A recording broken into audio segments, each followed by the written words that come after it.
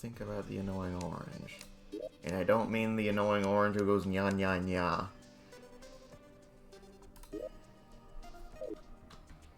Okay. First order of business this stream, fight golems, since we still haven't done that. I opened the temple at the end of the last stream, and I still have not gone inside the temple.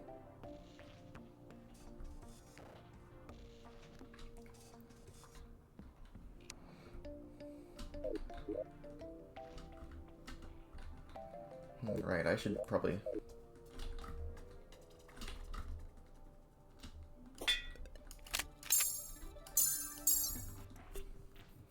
There we go.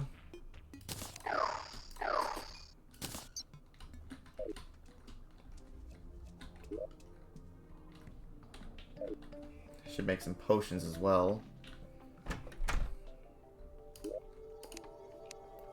And heart lantern. Okay, tools.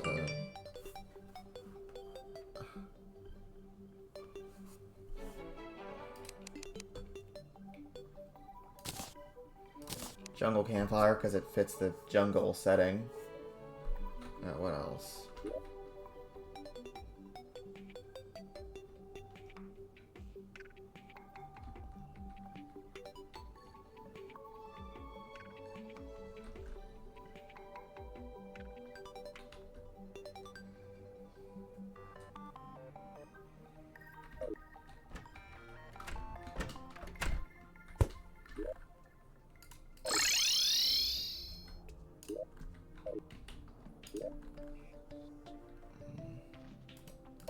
That reminds me, I gotta make potions as well.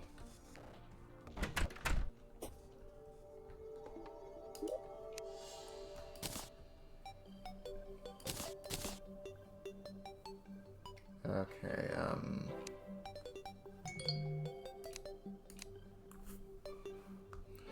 Where's my pill alarm? Okay, I have a danger sense potion. Gonna need that. Okay, what else should I bring? I have mana regeneration. I'm planning on using Razor Blade because it pierces and homes.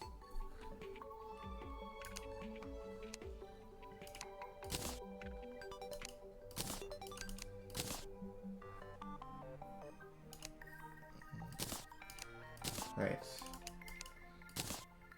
Need another Deathweed for the Wrath Potion.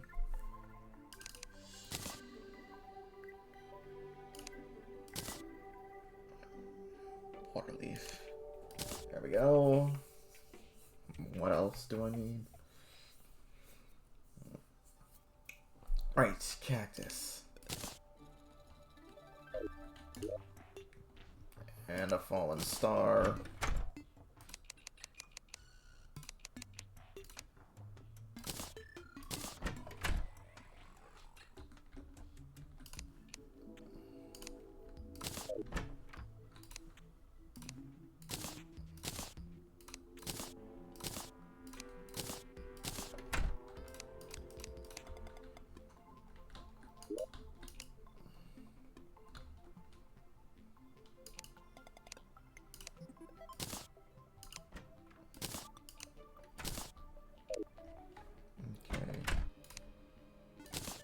So there goes. Okay. Please don't consume the. Oh, thank God.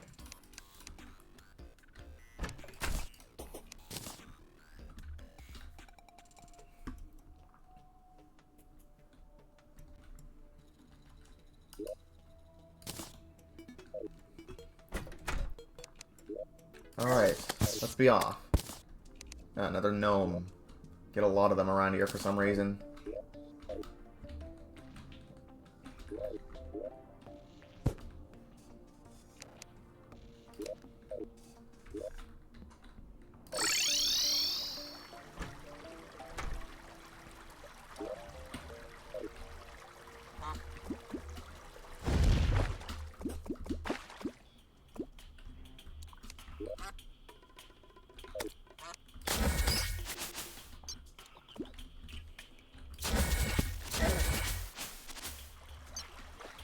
I'd also like to kill him several times so I can get beetle armor, which is a direct upgrade to turtle armor.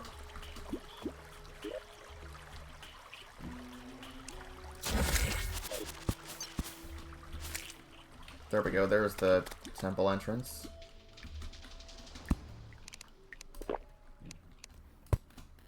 Be very careful not to activate any traps. Because the traps in the temple are extremely deadly.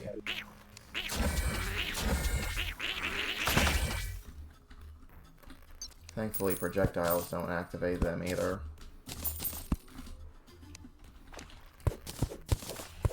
Don't forget to mine the spikes.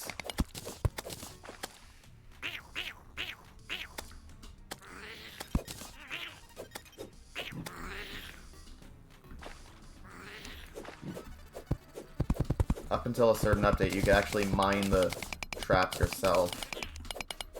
Now you need the picksaw to break the traps.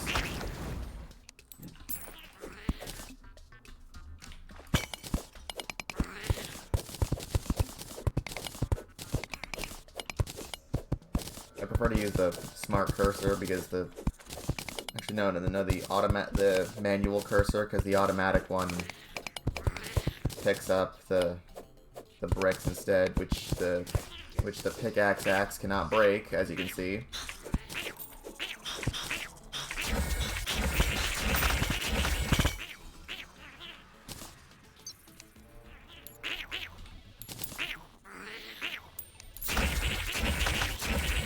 The solar tablet fragments they're dropping can be used to make solar tablets, which you can use to summon a manual solar eclipse, because they're quite rare when spawned naturally.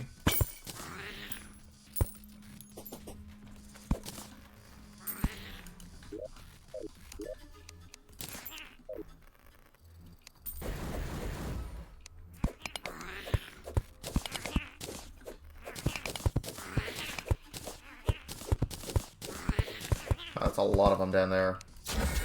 I think some razor blade action can't solve. And there's a mimic down there too.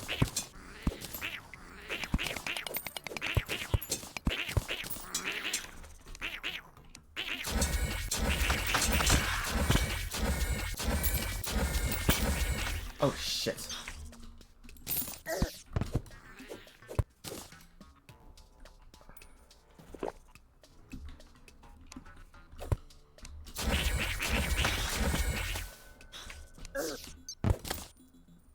They're still there.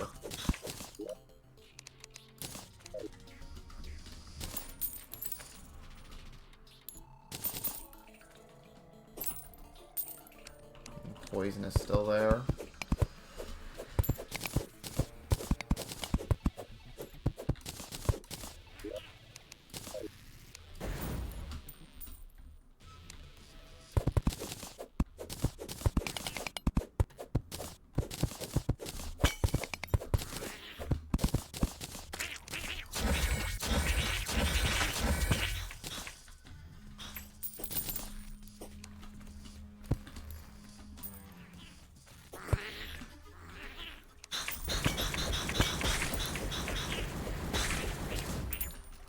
Worst part is that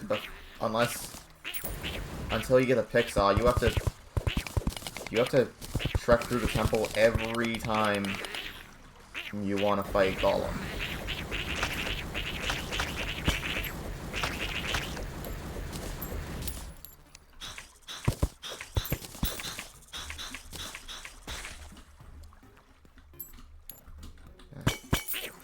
It's annoying when the debris drops in front of the pressure plates. Makes them hard to see. Oh, there's the chamber. Looks decently sizable, I guess.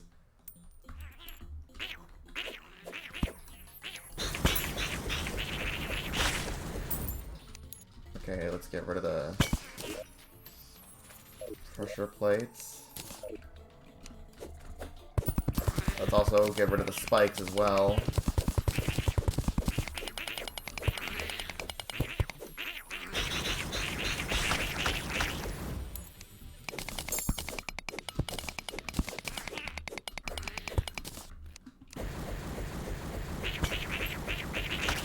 there's a... Oh, wait, no, that's a mimic. Should have paid more attention.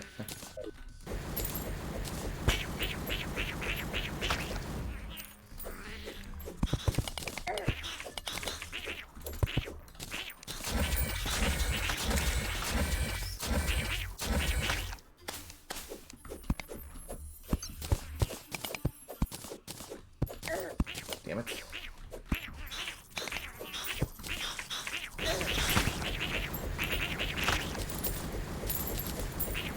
Thankfully, with the level of power I'm at, Golem shouldn't be too hard. Keyword shouldn't. Because on Expert and higher, he can trip you up if you're not careful.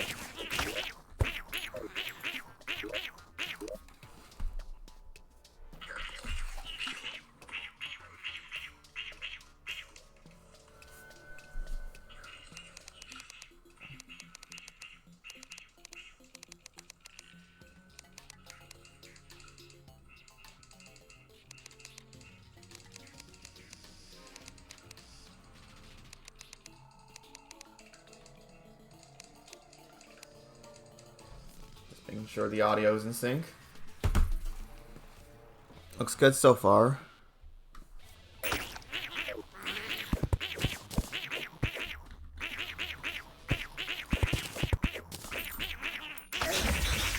Wow, the flying snakes hit like trucks.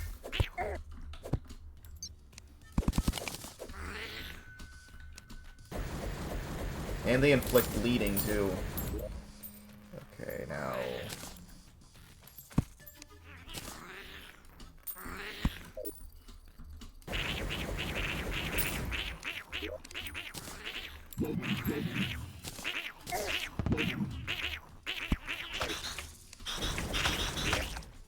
Supposed to get rid of the throwing knives.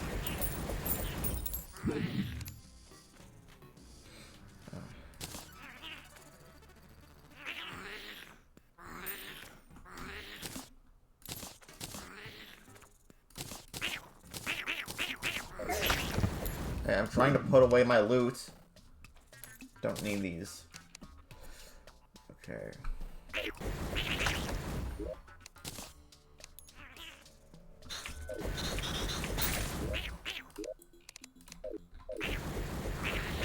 All right.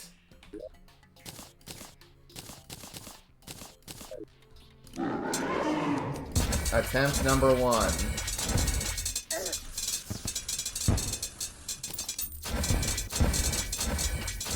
Wow, we are shredding him so far. I don't want to get my hopes up just yet.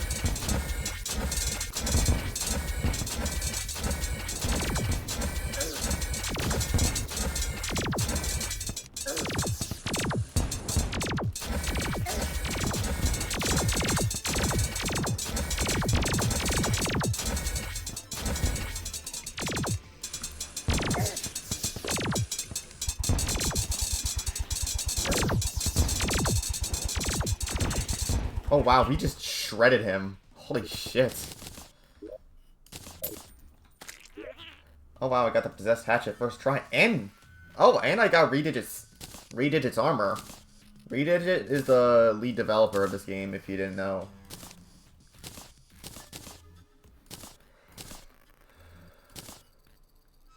And I forgot to put on my magic cuffs.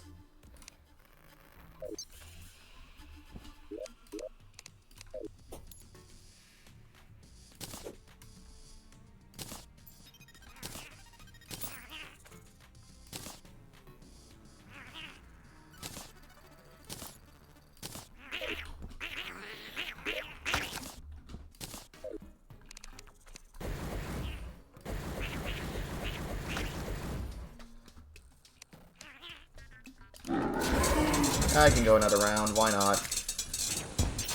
The Possessed Hatchet is my go-to melee, is one of my go-to melee weapons for the end game. In fact, it was my definitive go-to before they buffed the Terrablade. And even then, it still beats out Terrablade in terms with its homing ability. So the Terrablade can also pierce, so the Razor Blade can do both.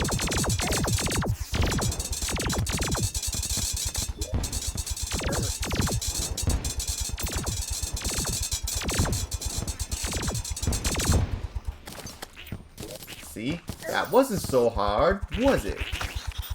I think I might have over-prepared for this boss, in all honesty. Heat Ray, not what I wanted.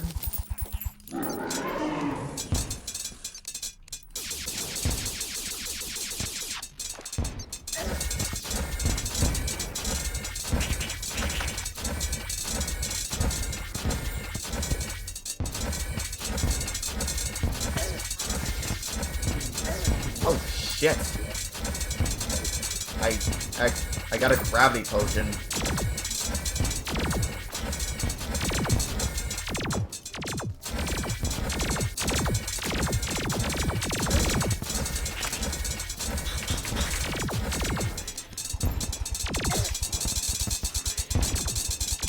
This is why Mage might be my favorite class, I'm gonna be honest.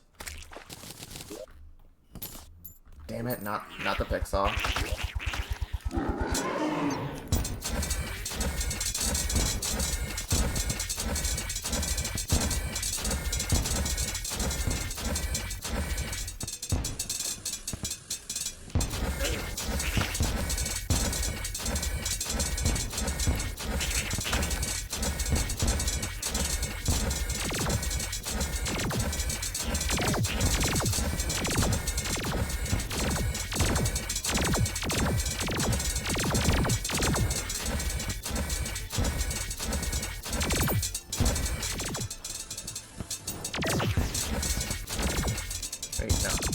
To the Razor Vine for the last phase. Come on, Pixar. That's not the Pixar.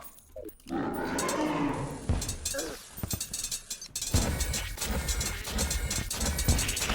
endurance and wrath are going away, and my magic power.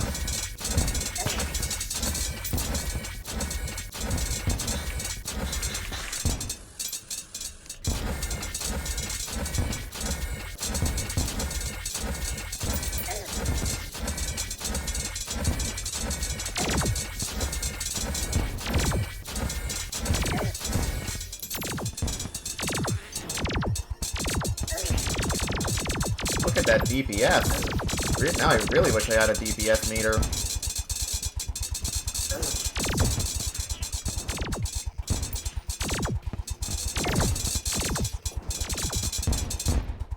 There we go. And I got the trophy. Let's put it up right here. Come on. No, I don't want the Stinger. I want the Pixar.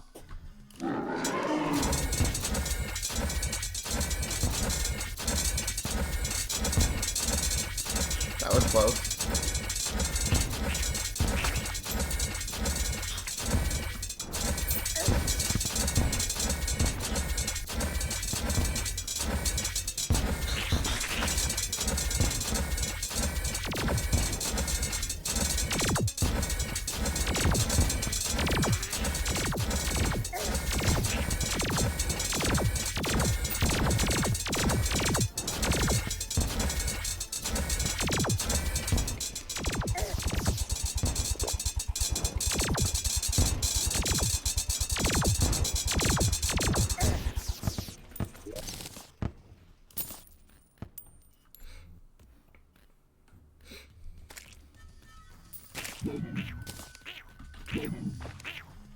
Still no Pixar.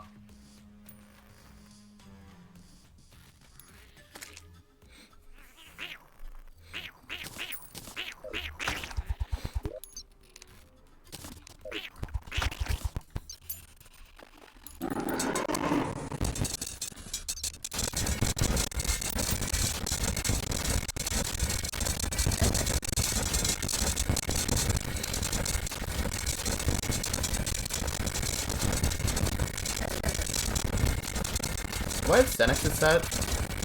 I hope I do.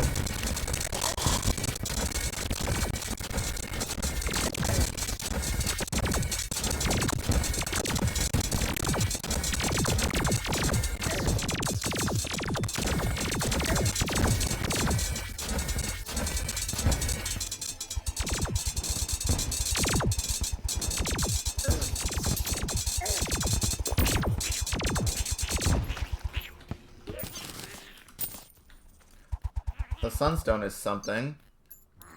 And I already got it anyway. Oh, my other potions are running out too. Bad.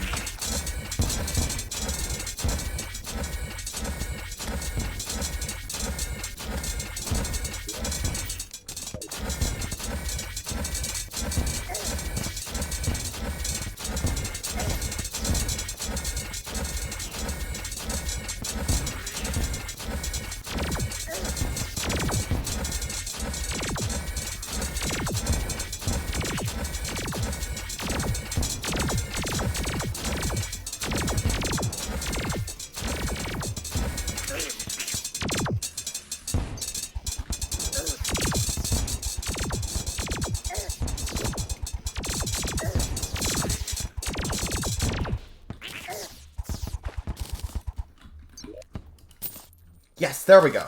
Pixar.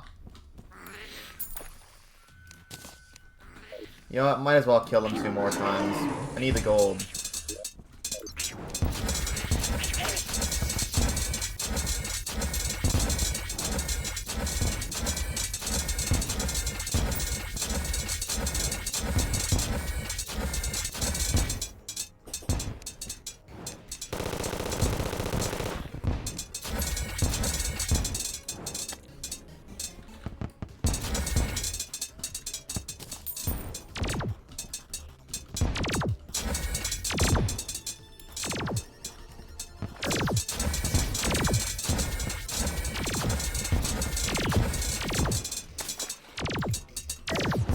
That's what being so good at dodging does to you. No magic.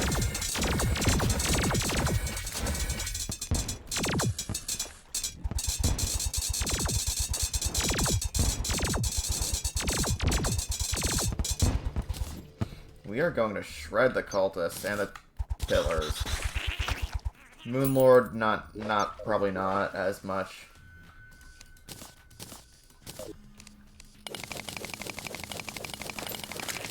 There we go. Shortcut has been created.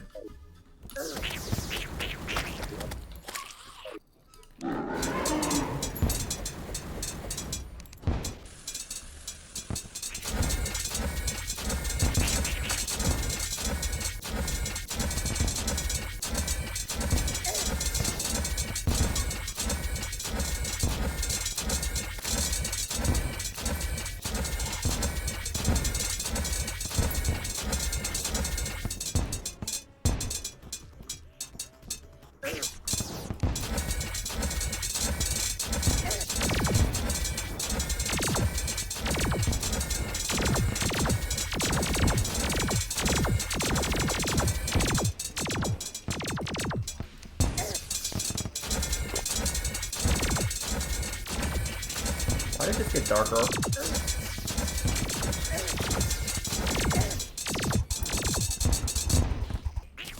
Okay, there we go. Ah, my danger sense ran out. That must explain it. But I disarmed the traps, though. I don't get it.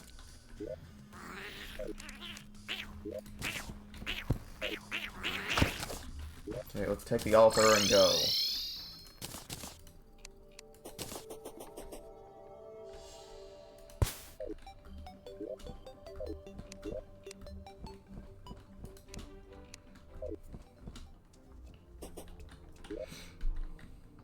Put my pickaxe away. Don't really need it anymore.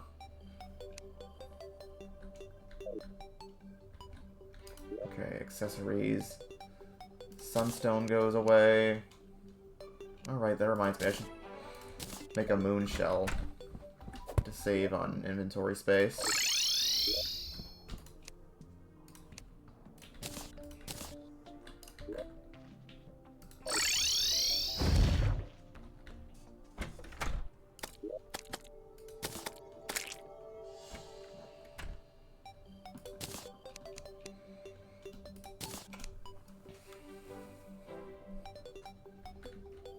Okay, melee. Possessed hatchet goes away.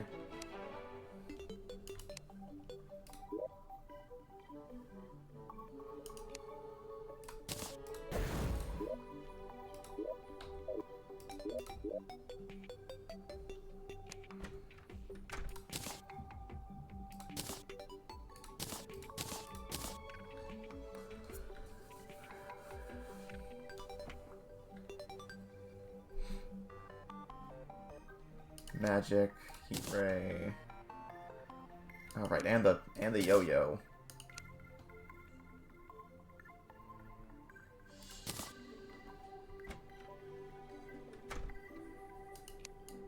Wait, no, that's the Golem Fist.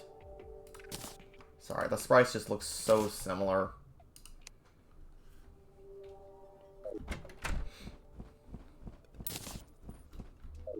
Let's upgrade the beetle armor.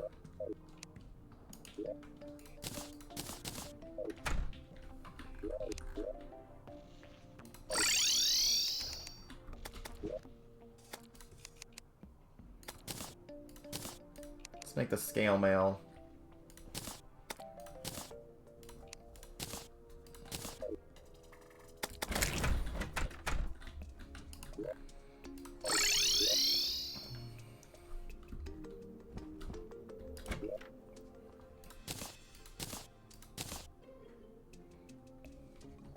Now let's just sell the rest.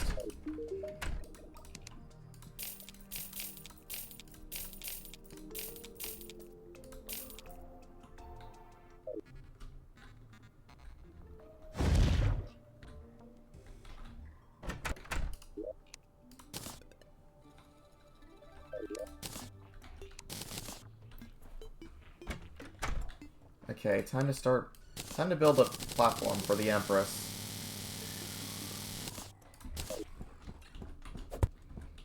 And the Martians.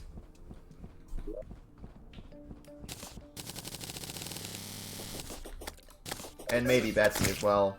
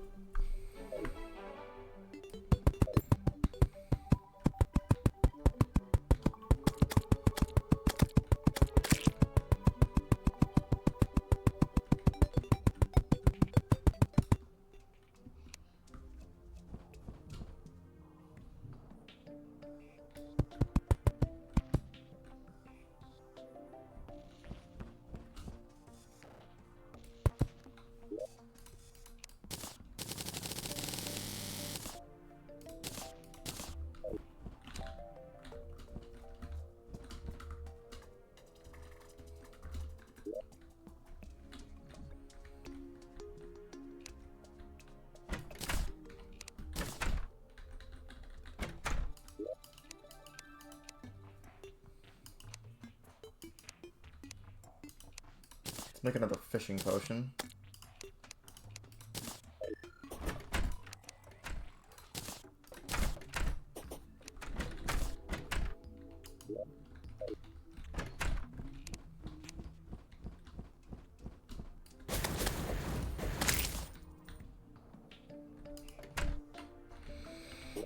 Just in case. Next order of business is to find some prismatic lace wings. Because those are the things you use to summon the Empress of Light.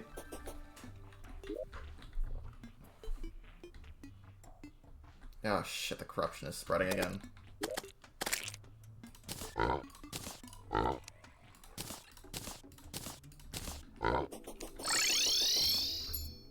I forgot to set my spawn again.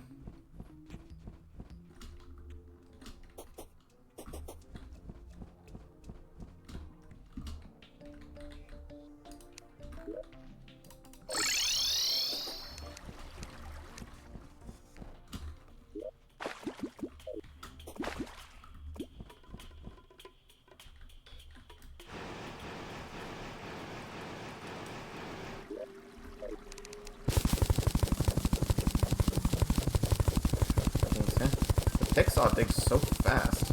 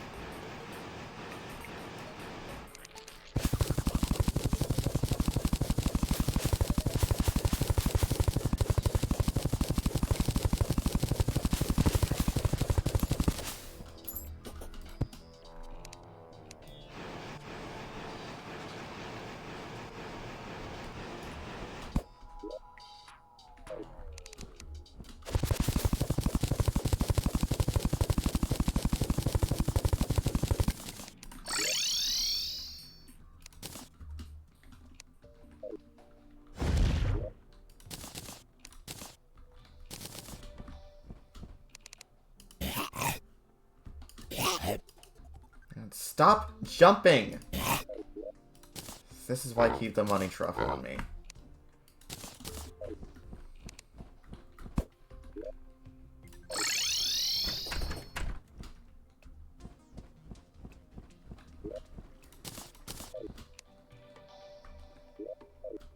Should also probably remove the ravens, just in case the lacewing shows up and they kill it and spawn the Empress early. And they also, and the lacewings also all go away at midnight, so you gotta be careful for that.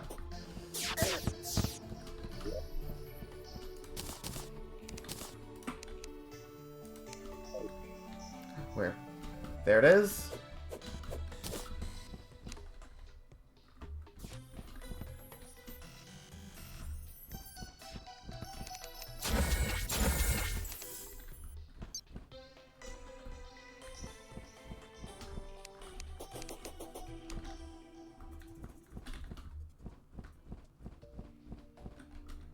Where is it?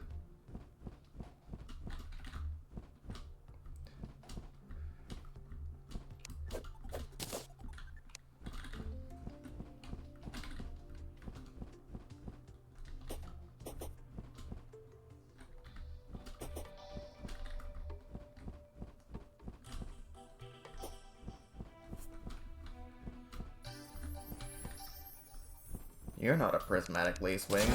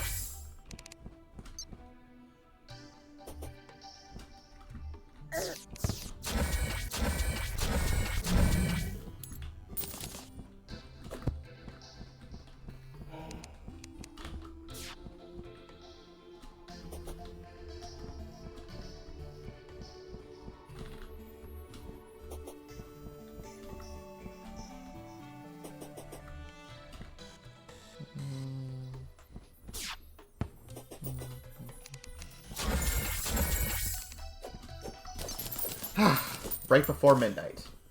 That gives me... Oh, cool, I got a megaphone. That makes up for me thinking I already had one earlier.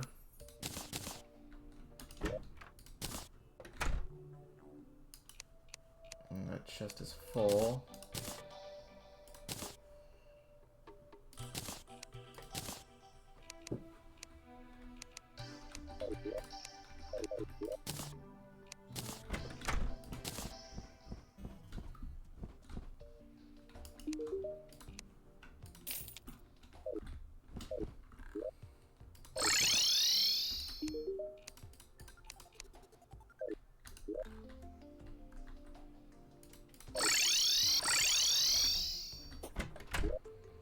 Okay, now what?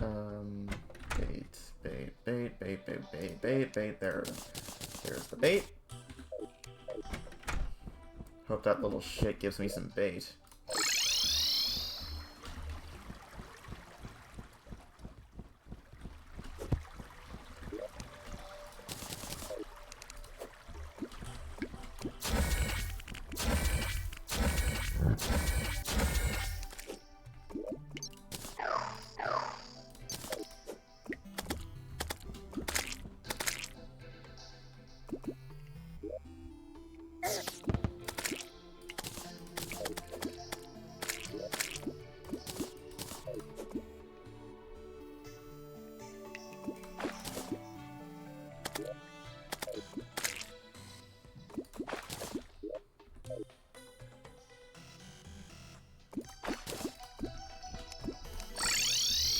Bitch.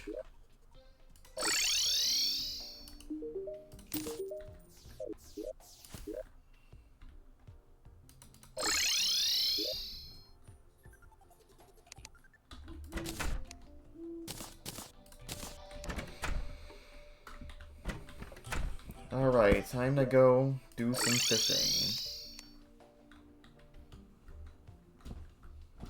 Let's go to the corruption instead.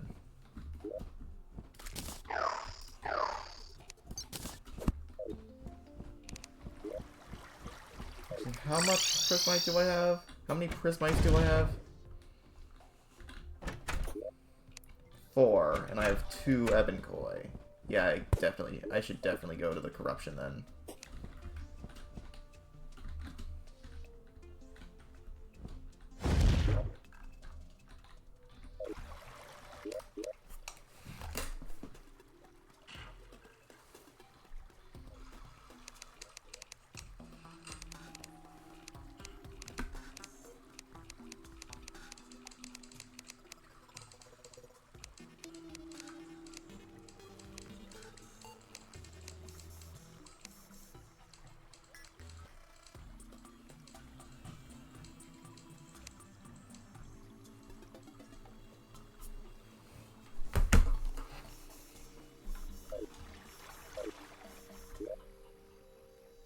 There's the railway.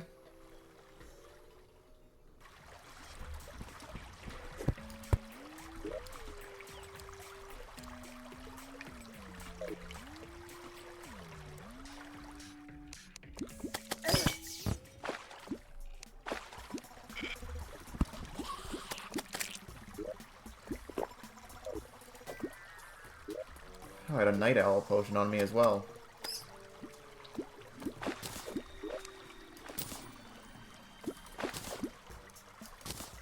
More masturbate.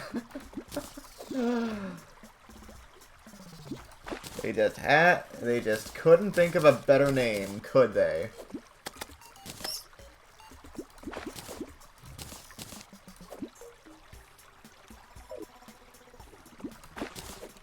Main thing I'm after are armored cavefish and ebon koi.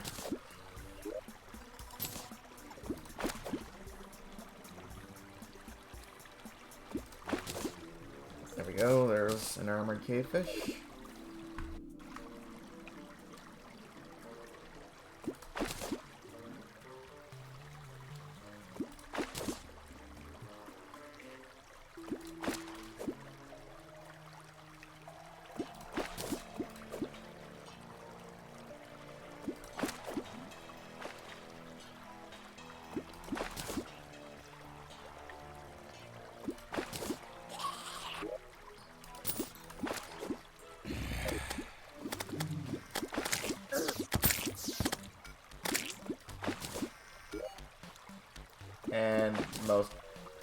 of it's already used up. Somehow. Seriously, how did that happen?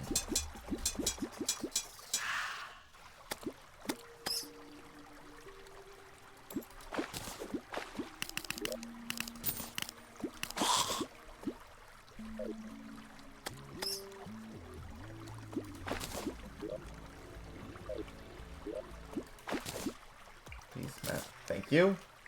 Ooh, heart reach potions. You need crimson tigerfish to make those normally, which come from the crimson, which this world does not have. I mean, I could go over to the crimson to fish right now for those and hemopiranhas, which make rage potions. But why would I do that? Okay. No.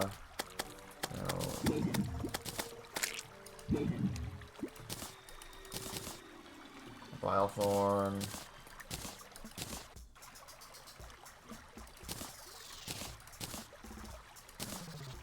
And there are 2 treasure bags I didn't bother opening, and a Yellets.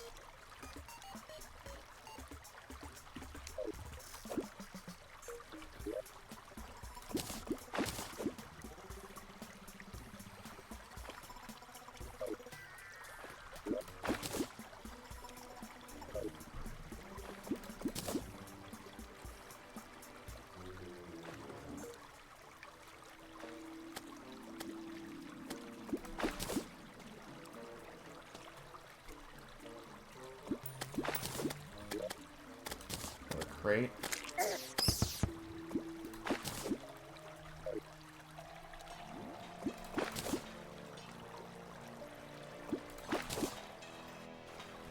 Do not need that.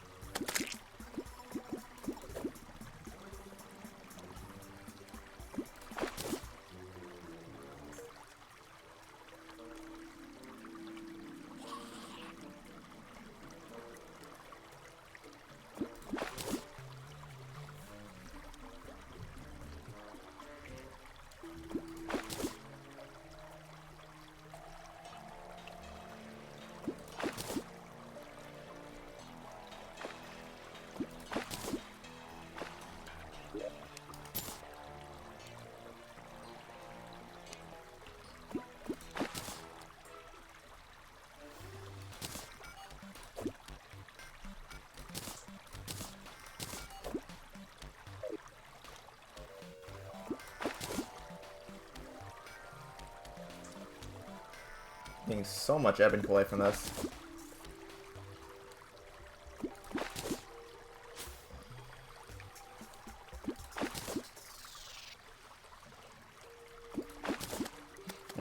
carp. That's rare.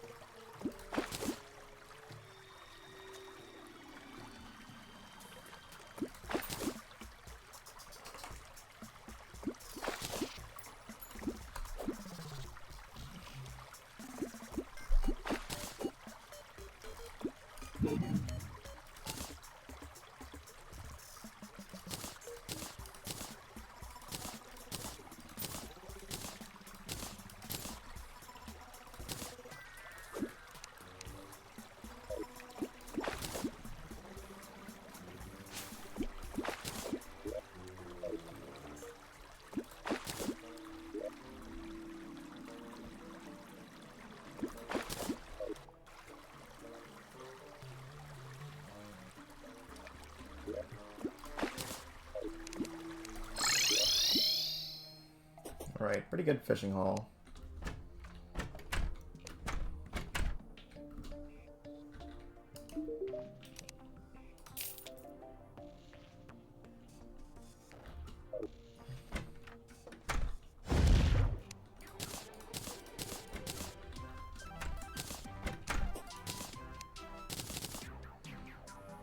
Minerals, here.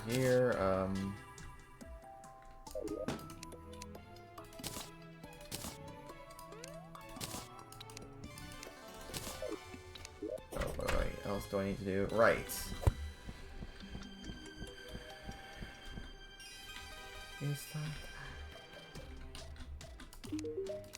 Okay,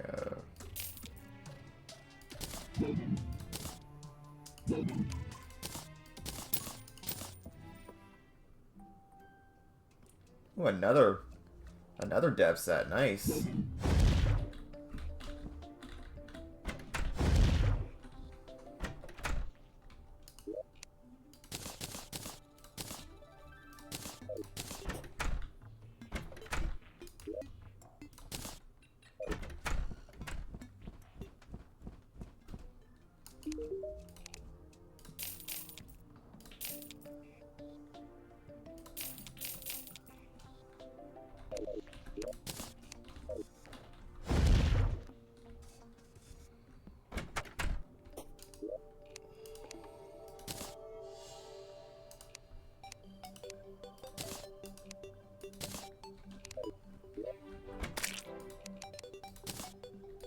Finally, the whatchamacallit, the crispy honey was preserved at last.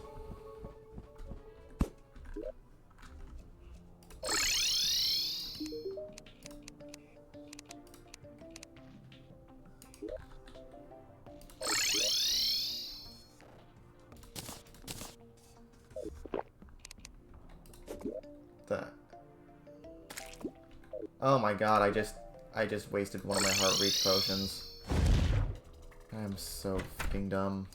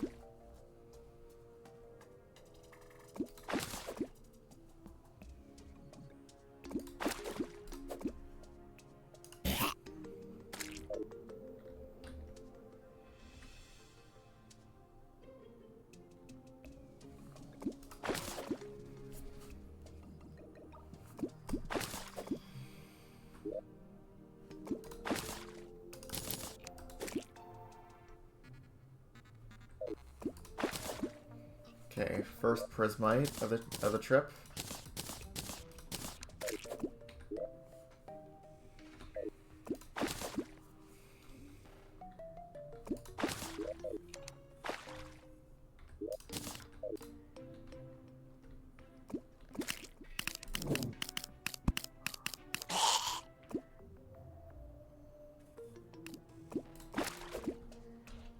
I was wondering where. Oh, that the clothier cast that skull.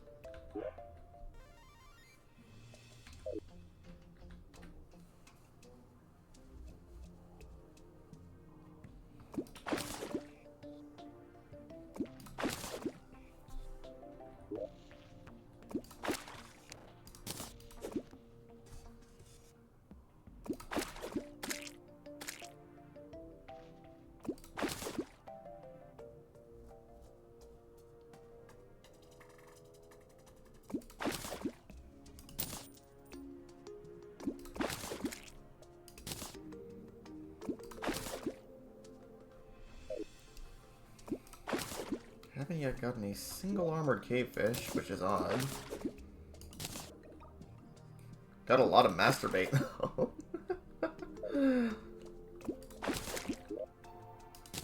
An enchanted sundial, finally. Right at the end of the game when I don't really have much of a use for it unless another solar eclipse happens. Got a chaos fish, that's what you use that to make teleportation potions.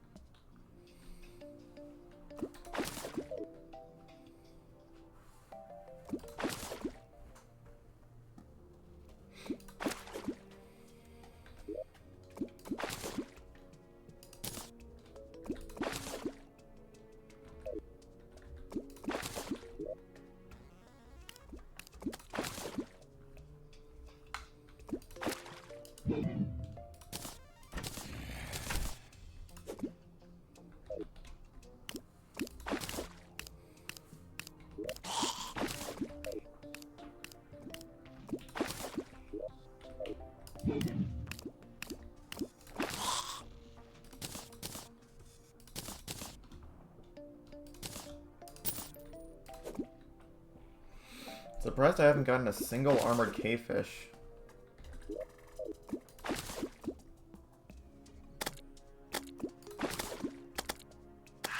You know what? Let's just get rid of my crate potion effect, so I can get that more fish instead of crates. As nice as the extra bait has been. Third prismite, that's good. Very good. Finally, an armored cavefish. One.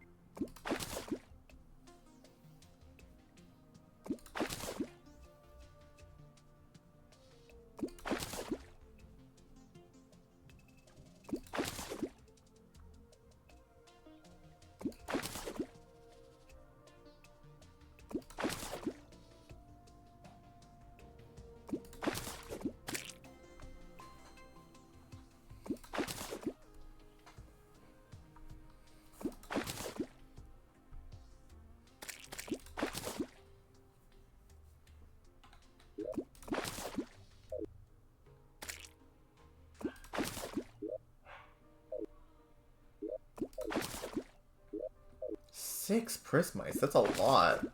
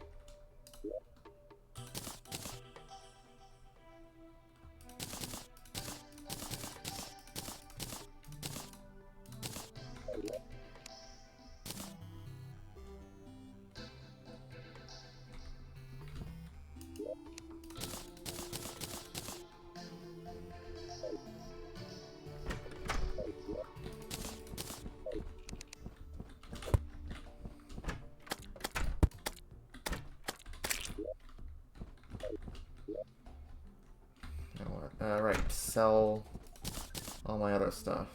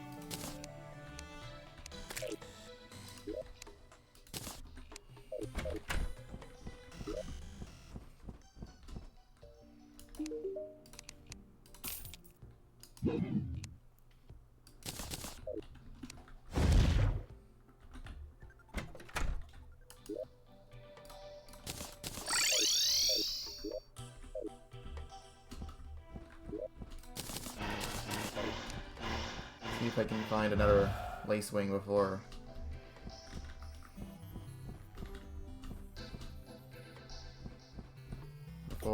midnight, because they stop spawning at midnight. Nope.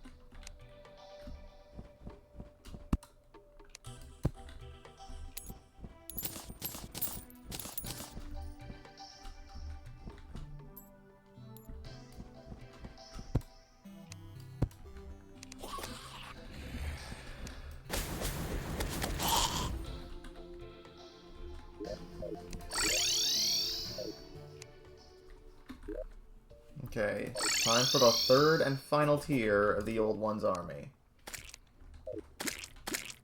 If only I didn't throw away my goblin banners.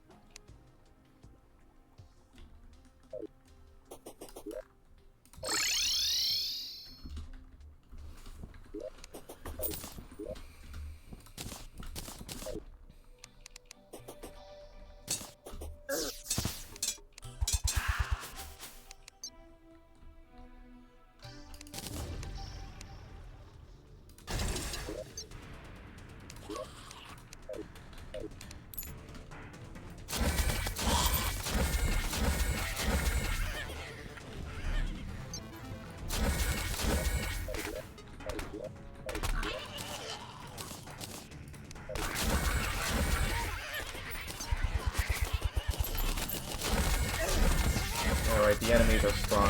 Have more health now. The enemies get stronger with each tier. So the Razor Blade doesn't just shred everything like it did with tier 2.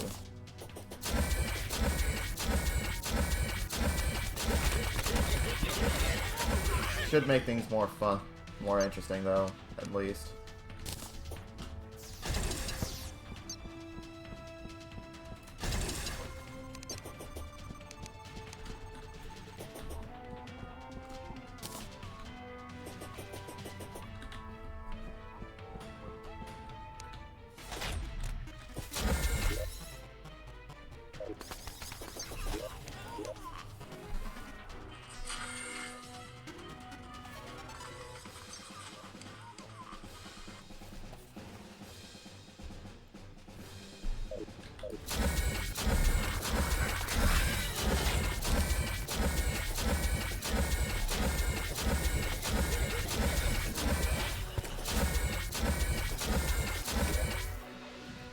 Get my chain gun out just in case.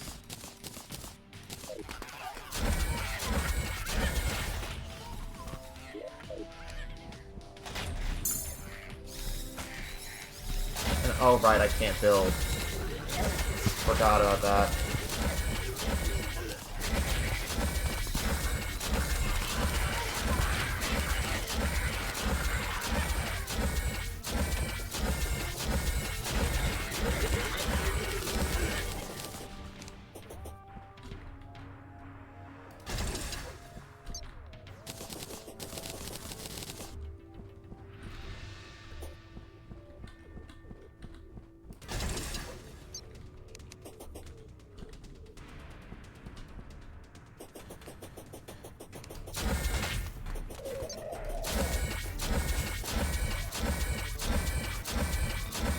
Here come the wyverns.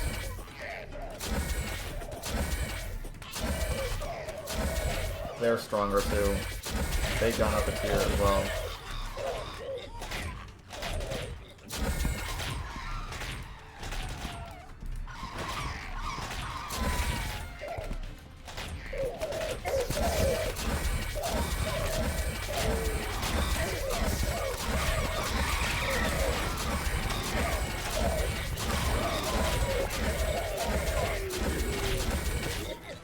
Should have brought mana potions.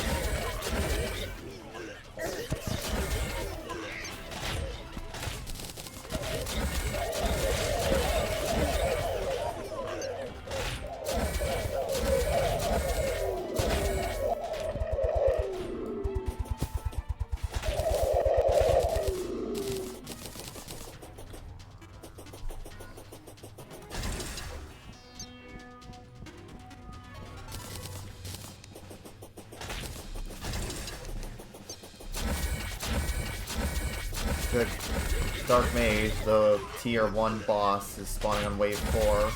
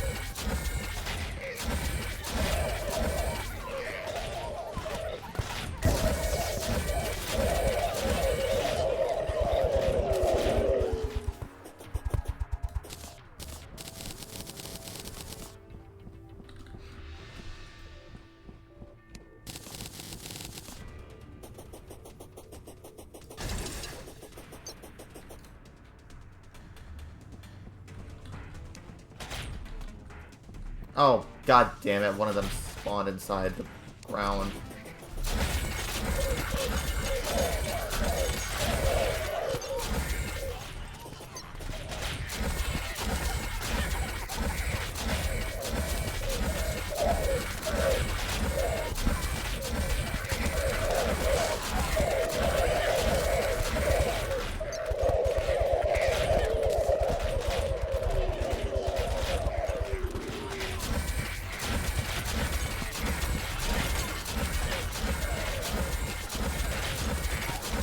More medals. Nice.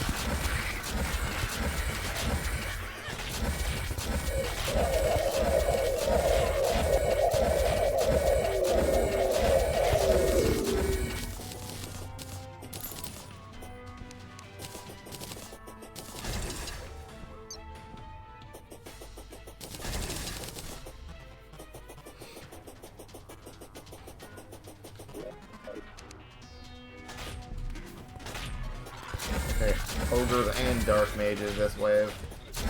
Wave 7's gonna be the final wave.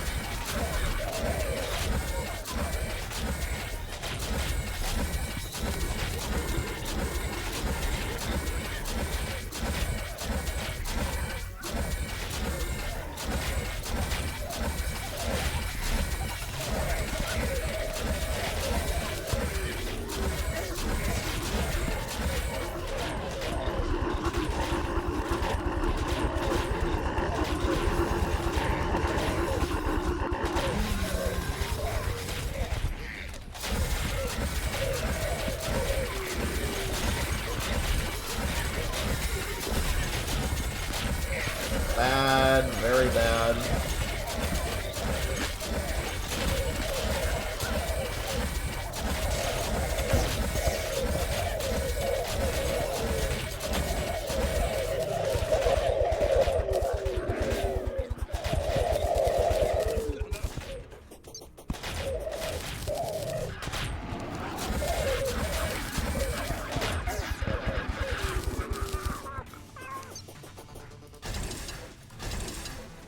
Okay, here comes Betsy.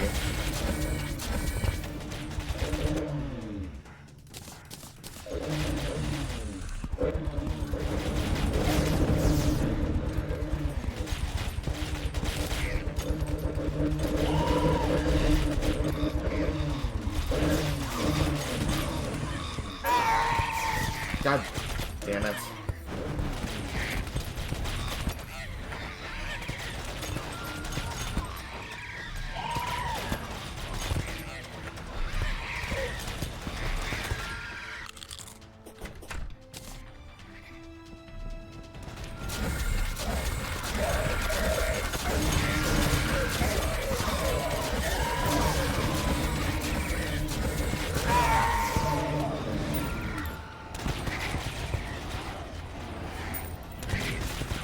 Hope I at least have enough to get an extra staff. That could help. An extra sentry.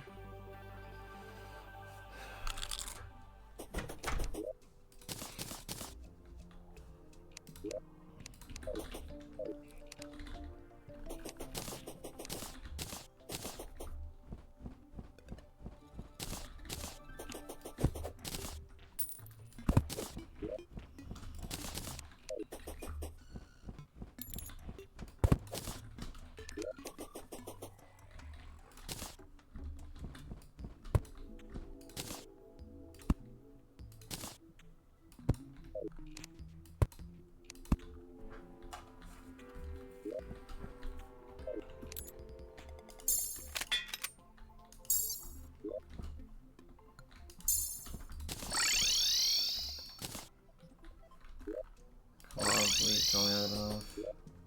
Damn it!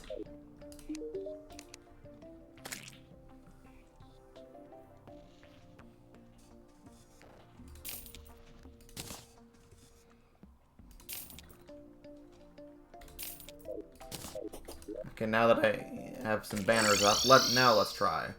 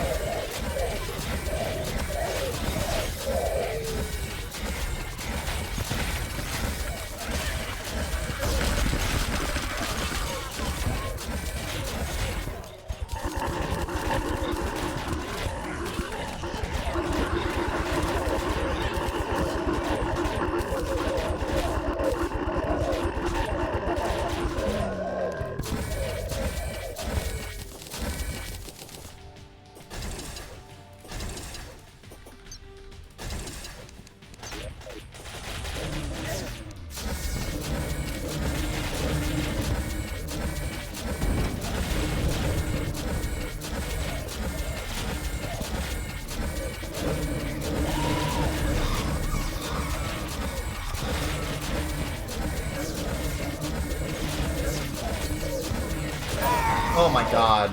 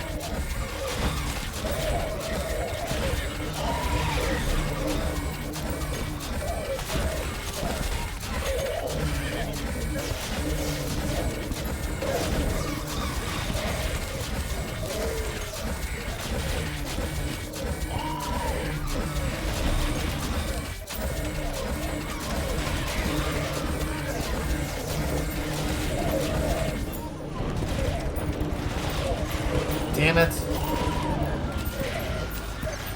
Well, at least I killed Betsy.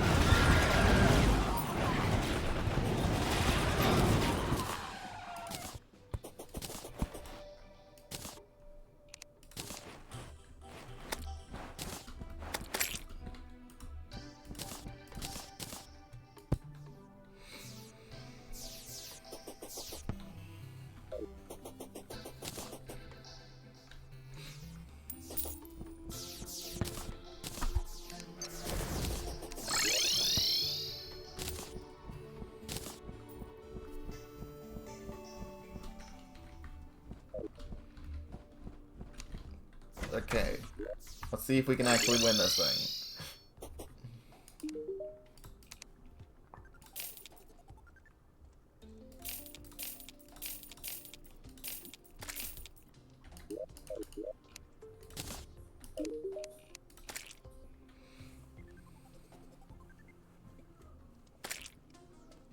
Let's get lightning aura, flame burst.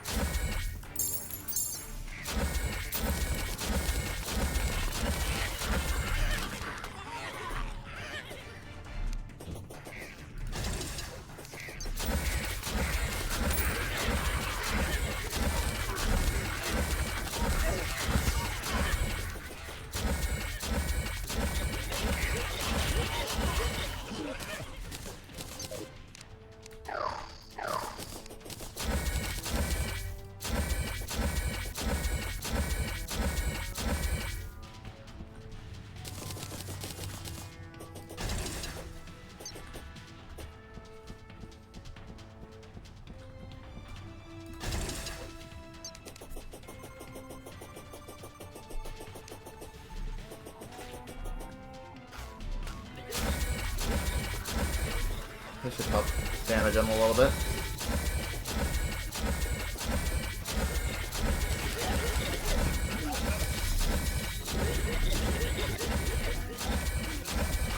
How did you get... Oh, right, they move fast.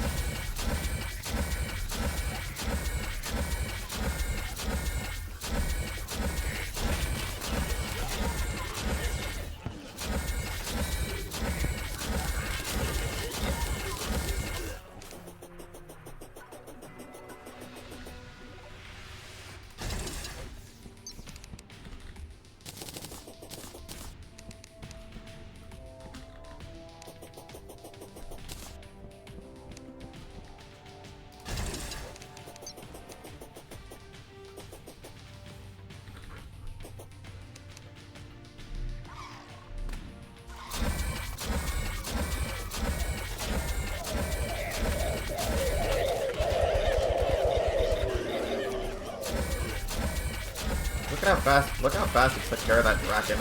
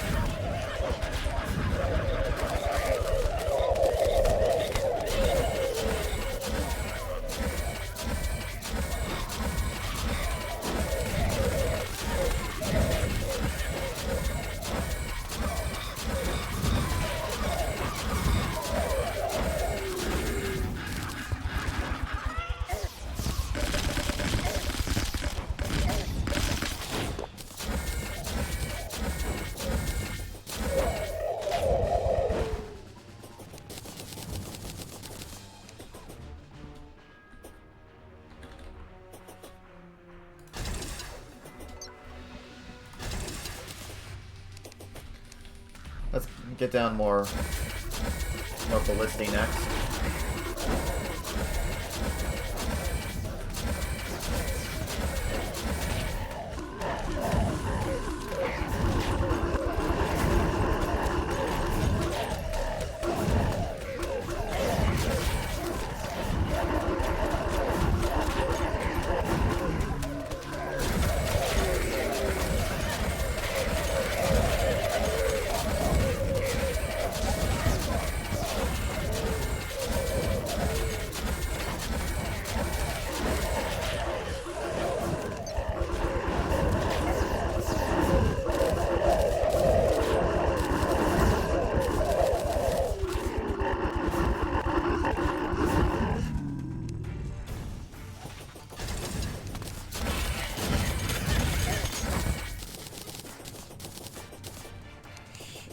A lot of damage.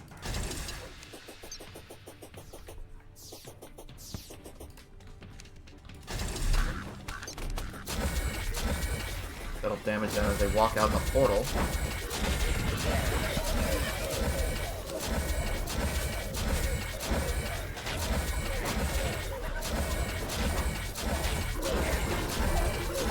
I should have brought up our reach potion.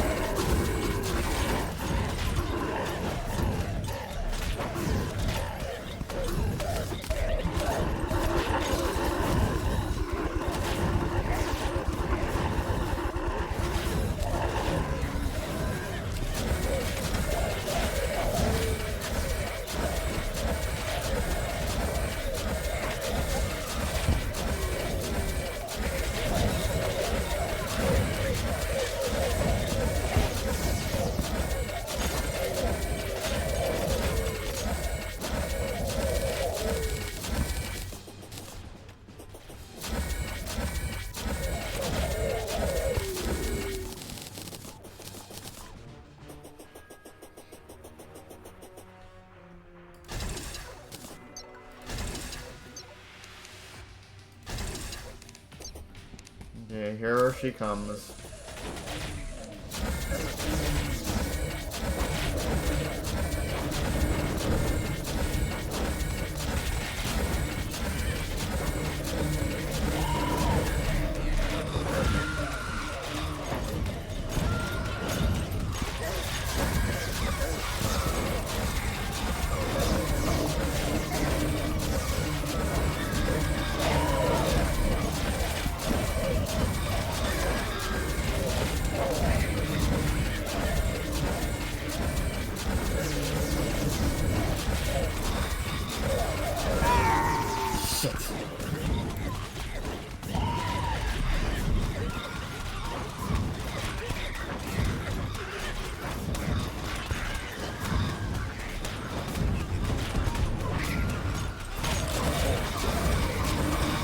still have a chance.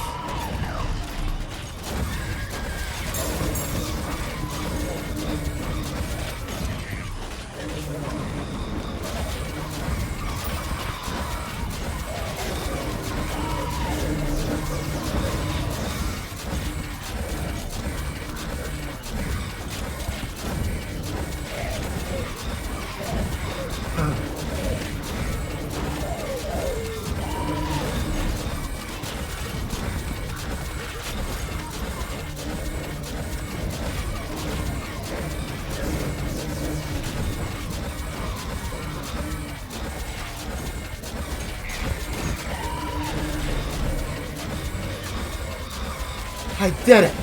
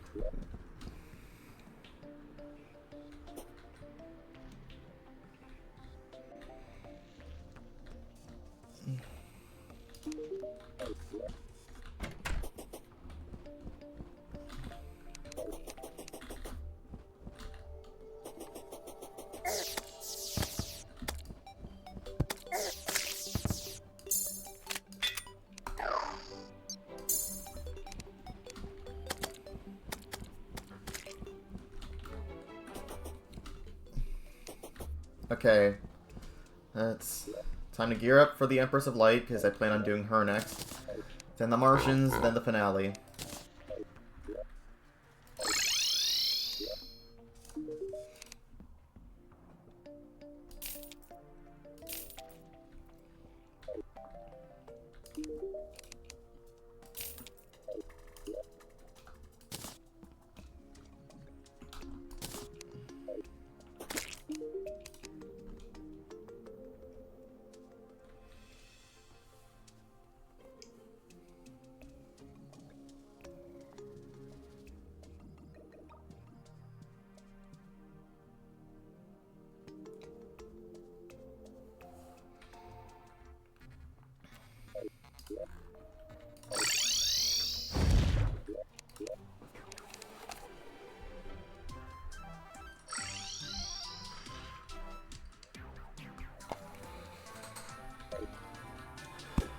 Okay, let's...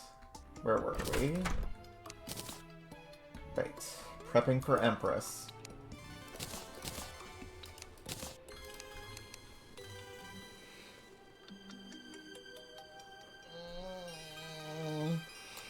In this fight, defense pretty much doesn't matter. You have to dodge her attacks. Which is not easy, because Empress is basically a bullet hell.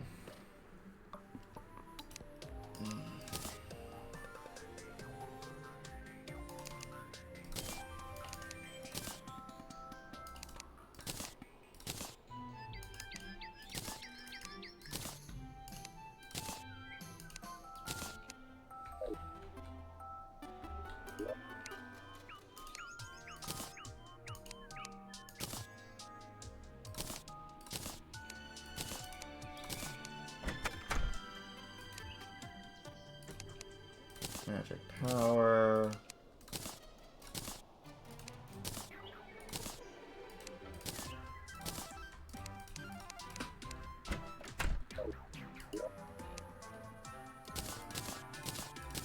Now what?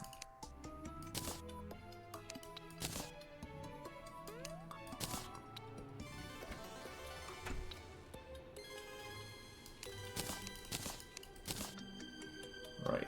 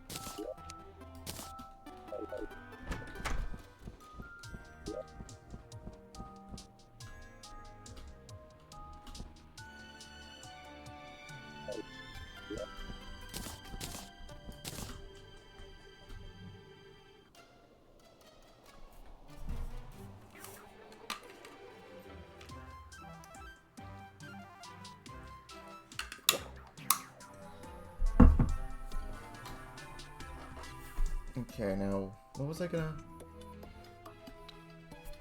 Right.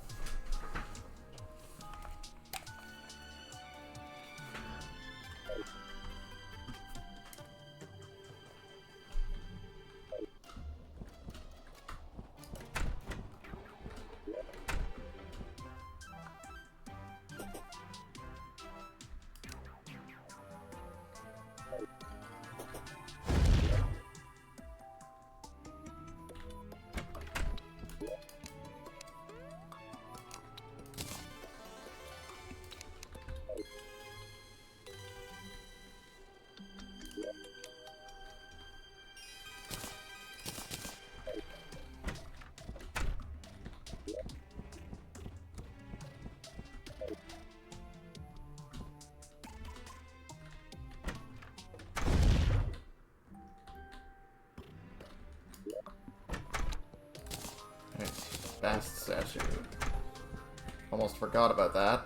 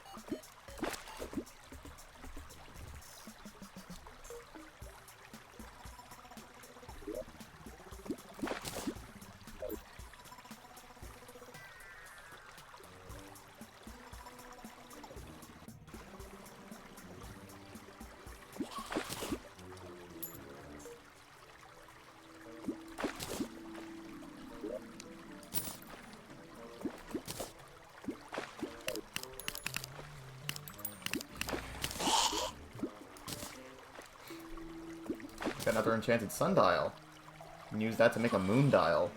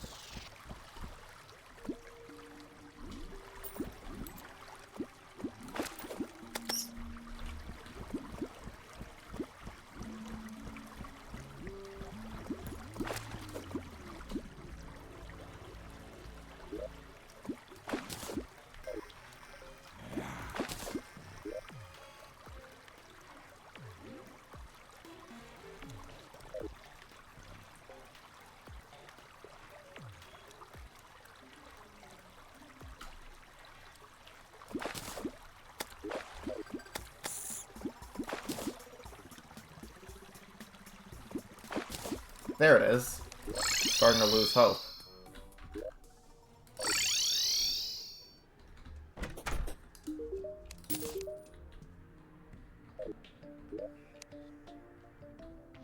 Oh, I got the mermaid costume.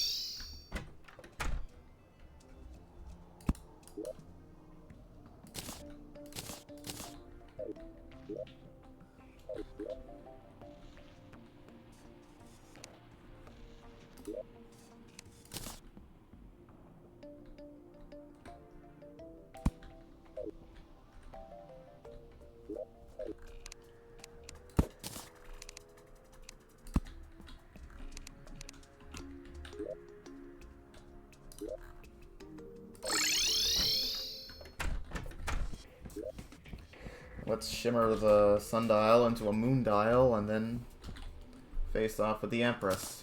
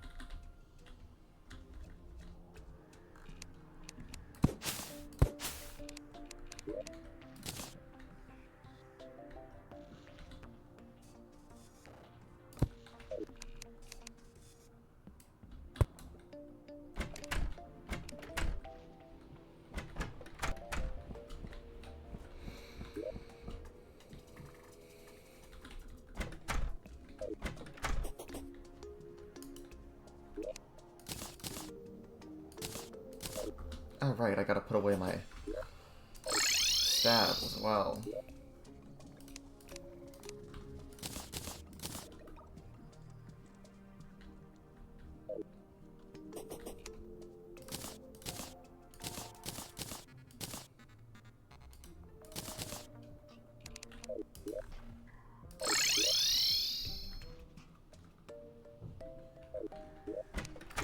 Right, I got an idea.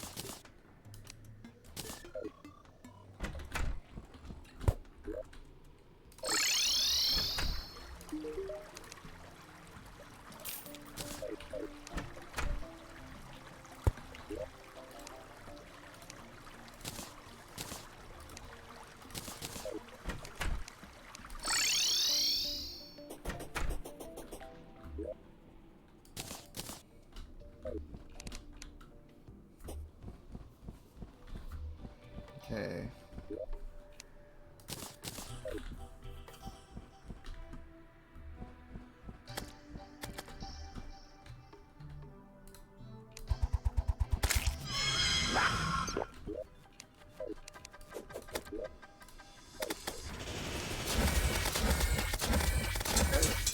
Oh god damn it.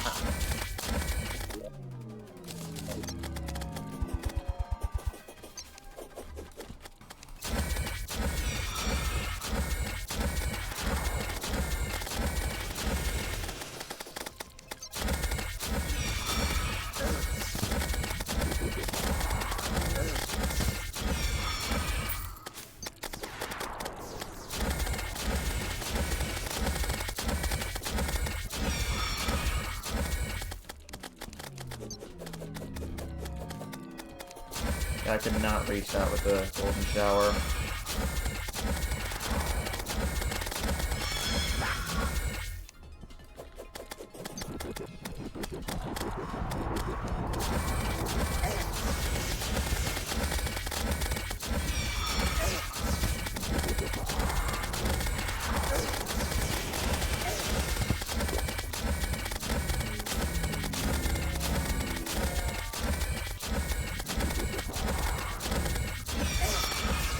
Come on, she's almost got her. Almost got her. There we go. First try. Let's see what I got. Main thing I want was the soaring. I got the kaleidoscope. Nice. This is like the best whip in the game. You know what? Might as well. I can go another round.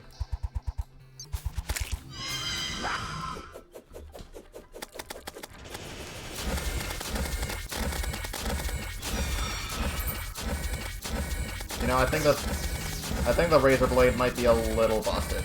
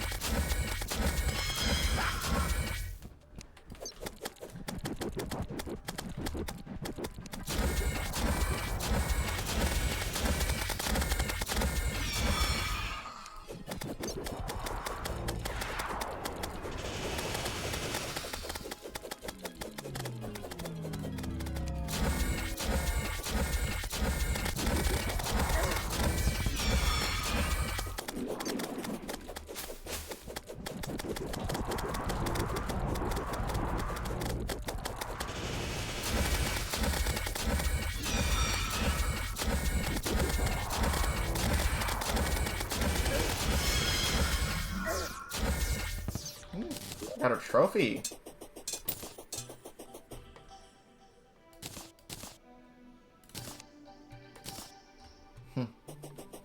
I got the rainbow cursor. Didn't know that was a thing.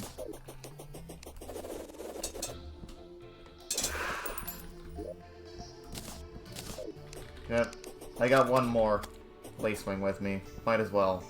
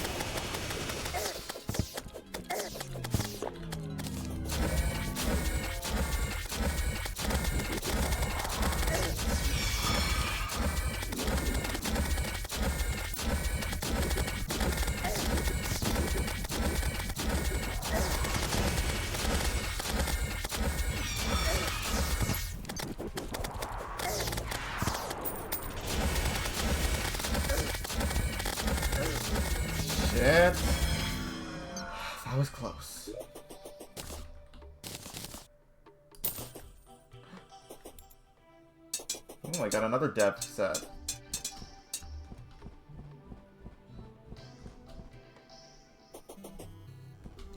And another kaleidoscope.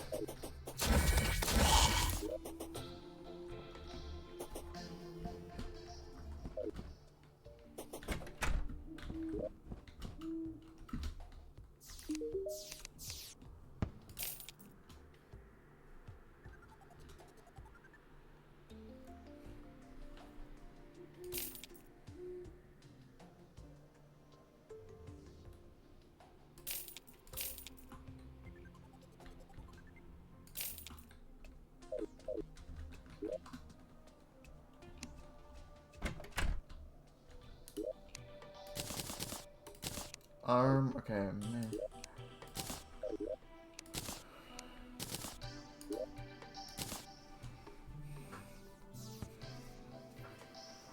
Okay, next up, Martians. After that, we can proceed to the endgame.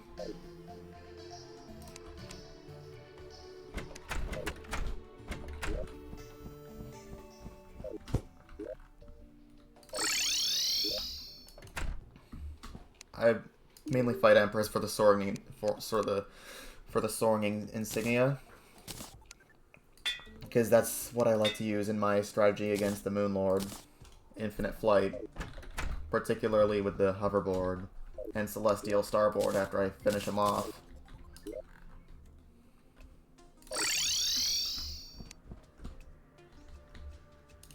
Okay, now it's time to find a probe.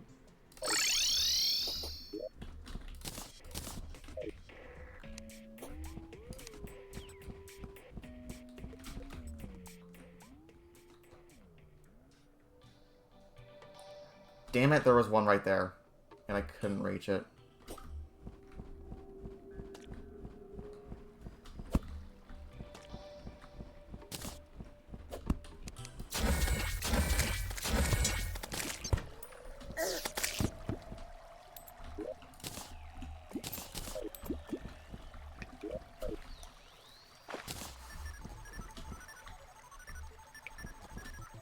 Now, where could that probe be?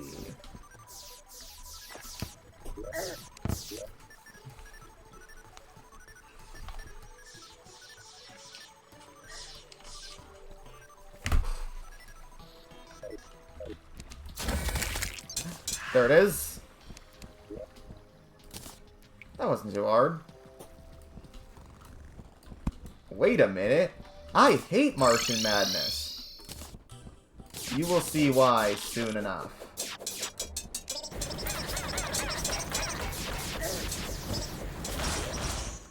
Oh wait, I should probably switch over to melee, because I'm probably going to use the Terra Blade for this.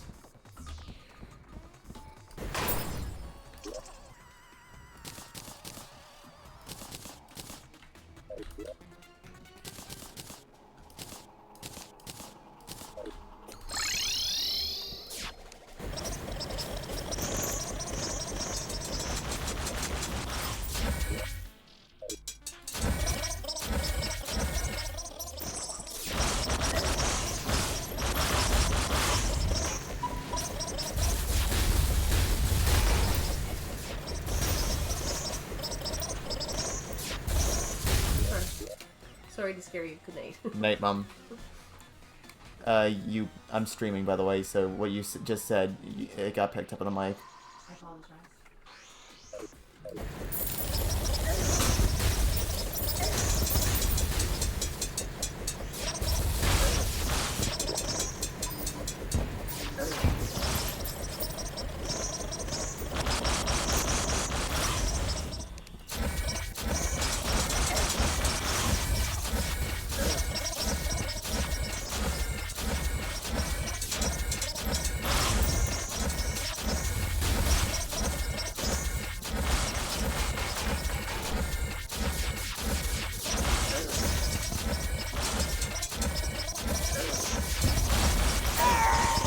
Damn it. First death. Wearing beetle armor and I still died. It's It's called Martian Madness because it will drive you to madness.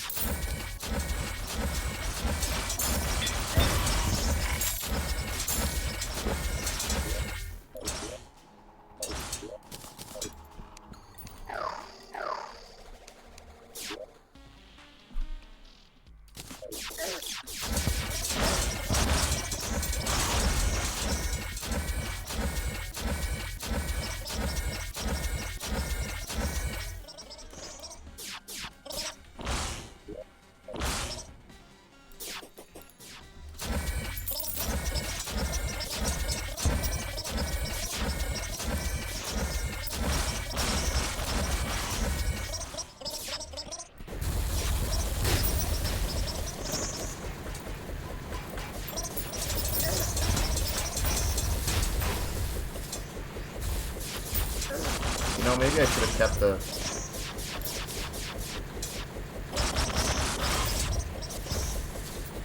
Spectre armor.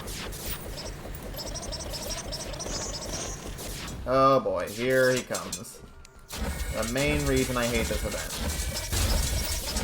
A good old Martian saucer.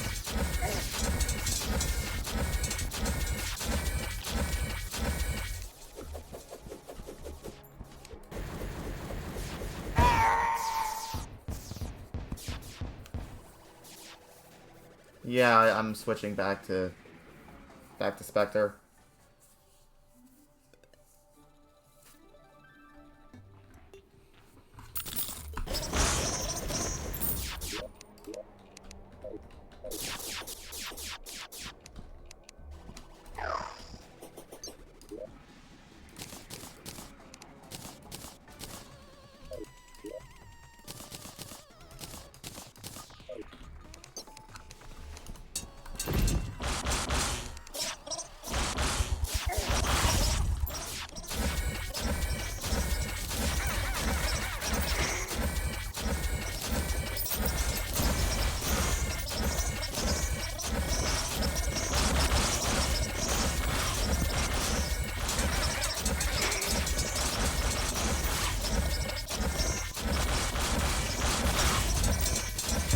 Oh boy, here comes another one. Yeah, I should have kept my Spectre armor on. Look how much damage I'm dealing and receiving.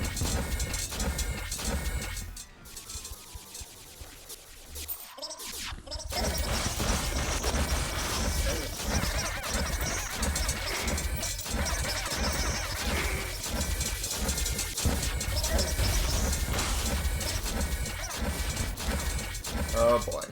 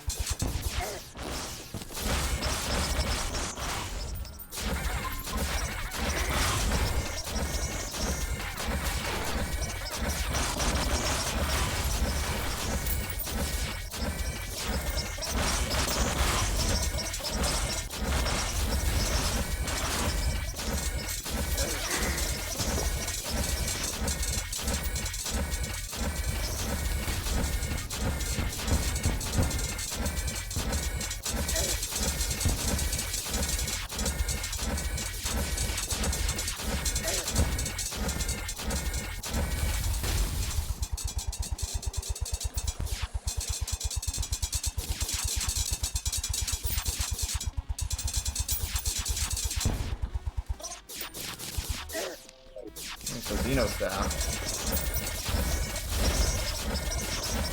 Not sure if I really need it because I have the ravens and the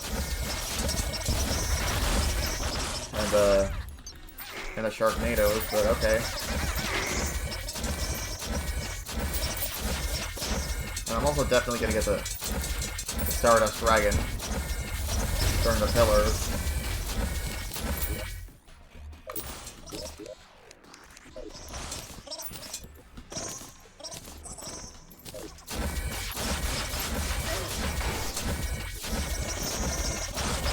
Alright.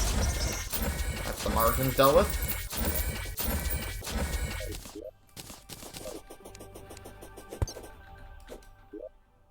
Got the Influx Waiver.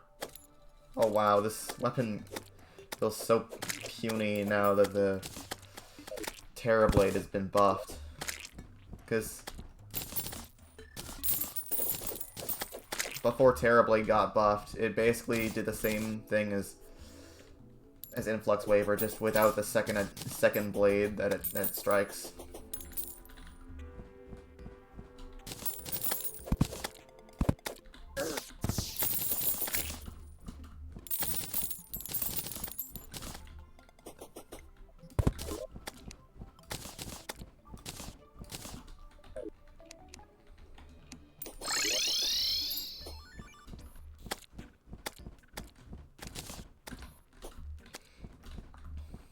Might as well keep the uniform.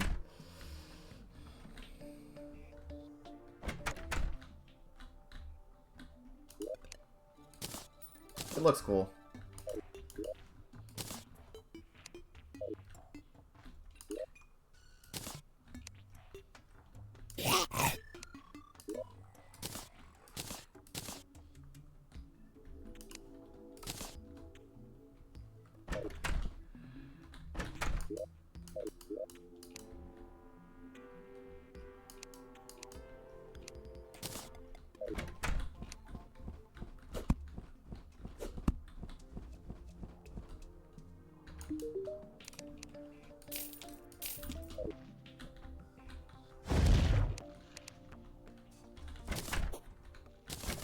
Okay, now, what?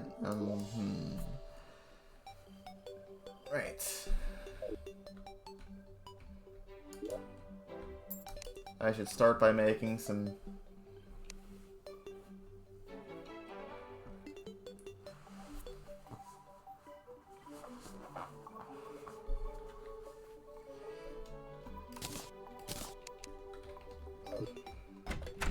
some holy arrows. By some, I mean 2,800.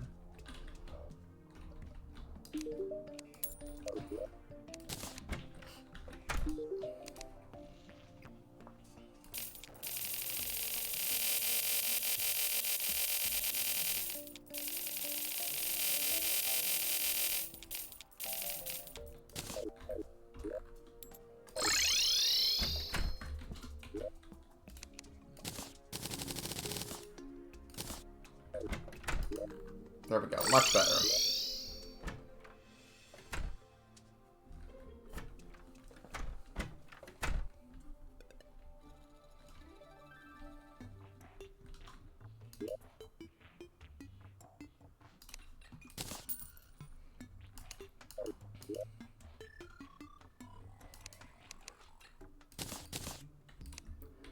Last mana regeneration potion. I'm not gonna use any of these potions for Lunatic Cultist, by the way, because he's kind of a piss-easy boss, honestly. Now what? Okay. Herbs. Bloom. Deathweed.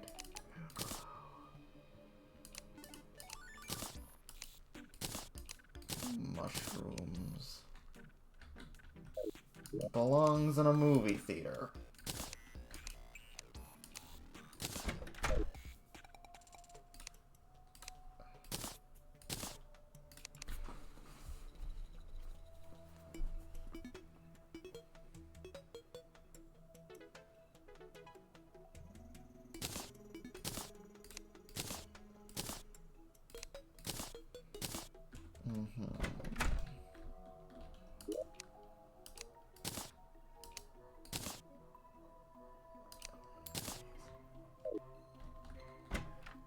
Right, forgot some.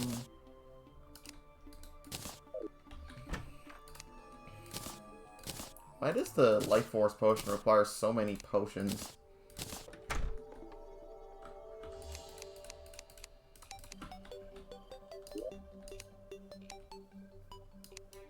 Oh right, let's also get some archery potions. Let's get an archery potion as well, because I'm mainly gonna use the Phantasm.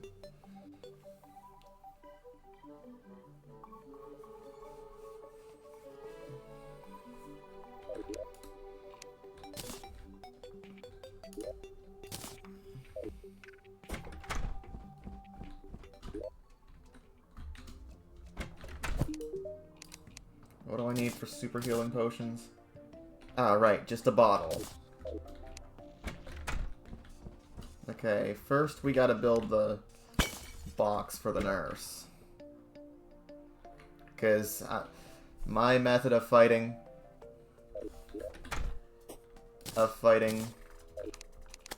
the Moon Lord involves lots and lots of nurse cheese.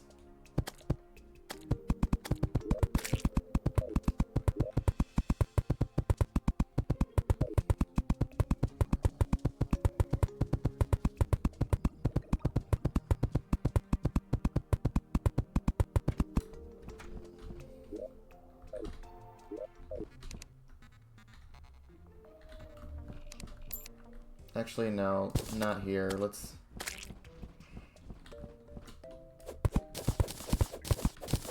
This is way too close to the base.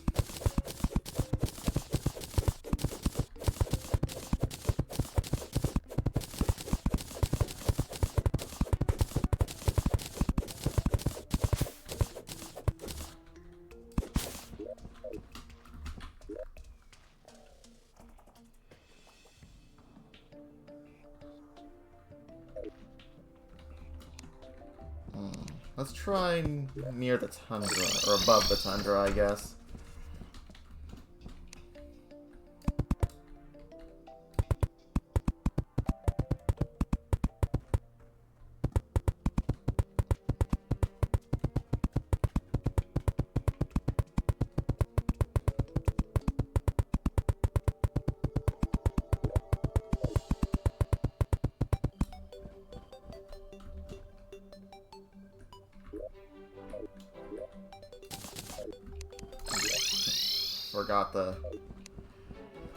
Forgot the conduit plating again.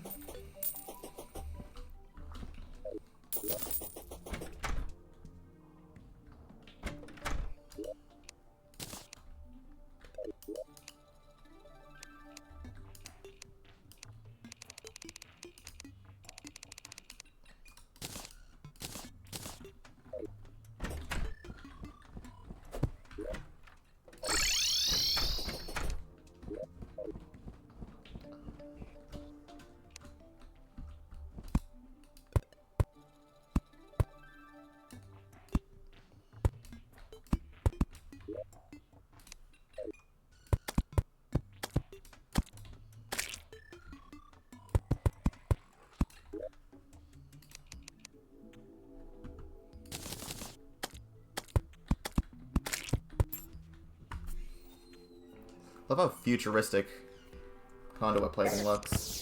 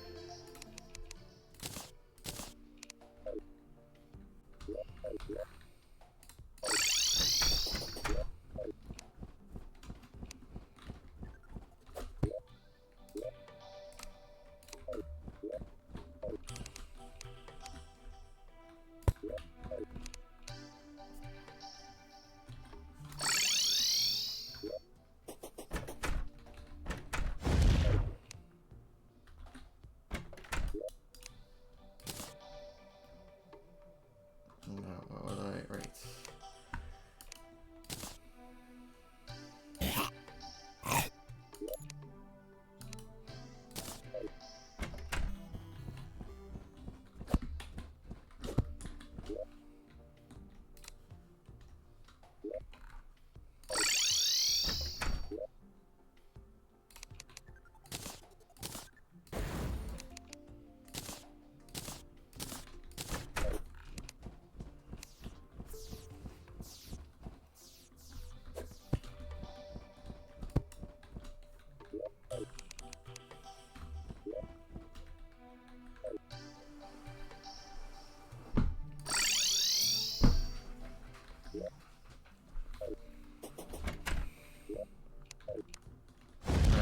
Start the finale.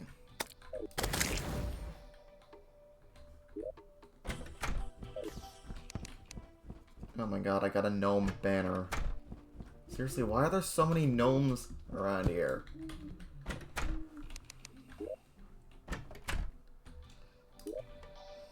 Because I really have been gnomed, huh? Now, what was I gonna do?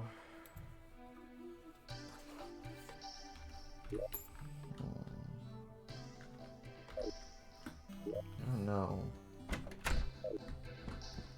Guess there's only one thing to do now. Start the fight.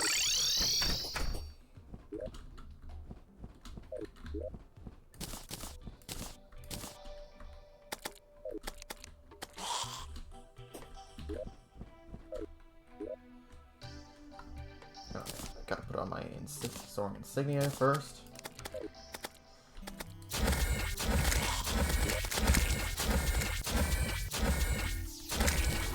Alright, here it comes.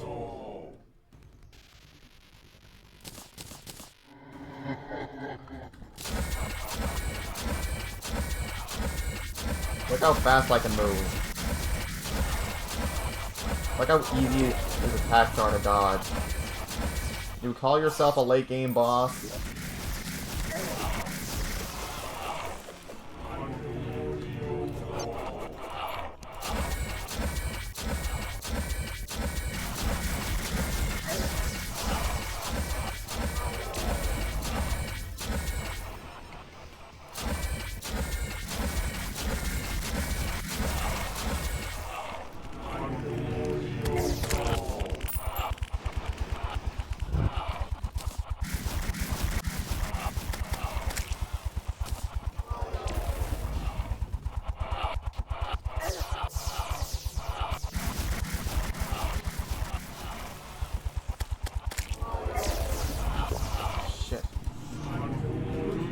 Actually almost died against lunatic cultist.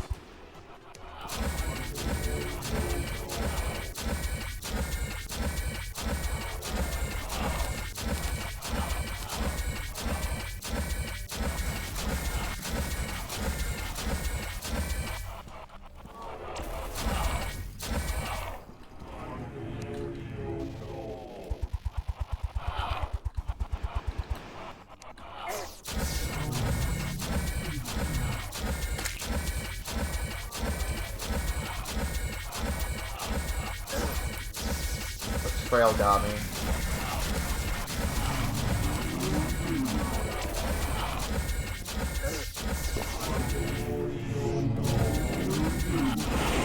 There we go. That was easy.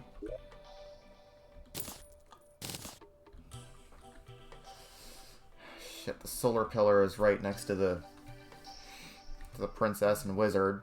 They're definitely gonna die.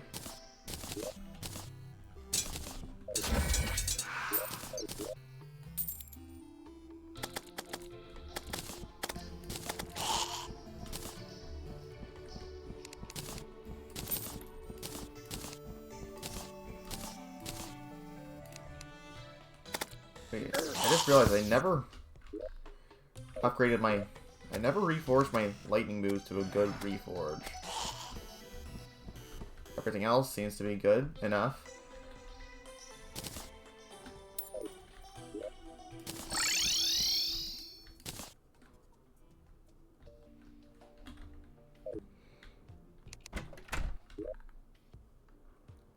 Let's start with Stardust, with Vortex, because they have the weapon, the main weapon I want from the pillars. The Phantasm, which is my favorite ranged weapon in the game, and my go-to ranged weapon against Moonlord, and the other pillars, for that matter.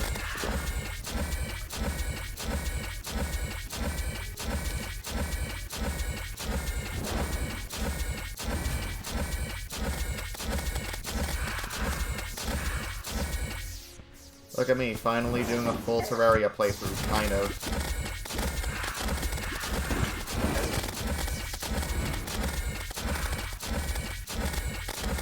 I hate the pillars. So hard to do without dying, and all the enemies, you have to kill so many enemies to open the shield, and the enemies you have to fight are super strong. Bad time to throw a party.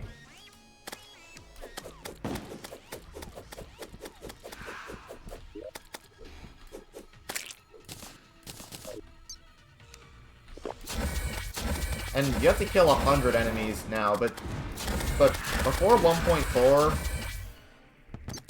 on expert mode, you have to kill 150 enemies to bring down the shield. Naturally, that made returning to the pillars an absolute chore, and the pillars in general an absolute chore too, because especially since the number did not cut in half for a while after you beat the Moonlord, which means you had to sit through this boring, frustrating event for a second time if you want even another chance against Moonlord.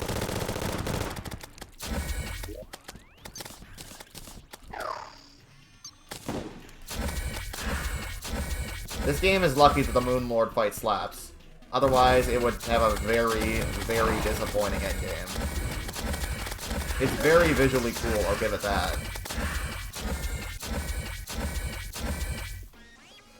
Like the background celestial moons that show up in the background of each pillar look so out of place and high res for this game standards that I kind of love it.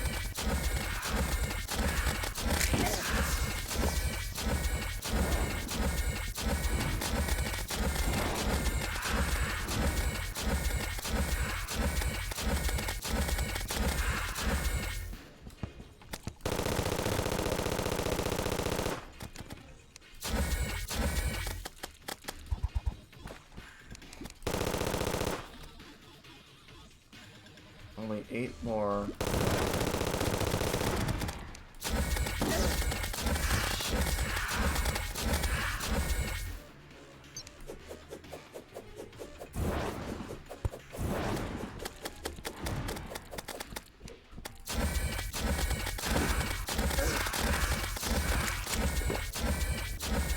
Two more. There we go, it's open.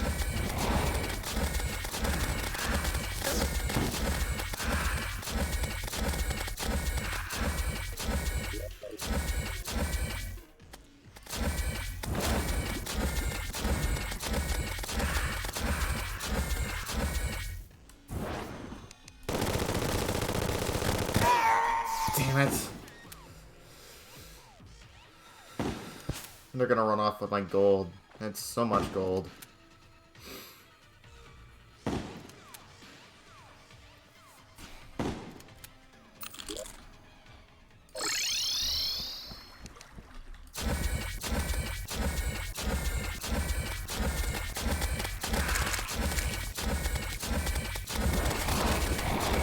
I want to turn into a queen so I can get any of it back.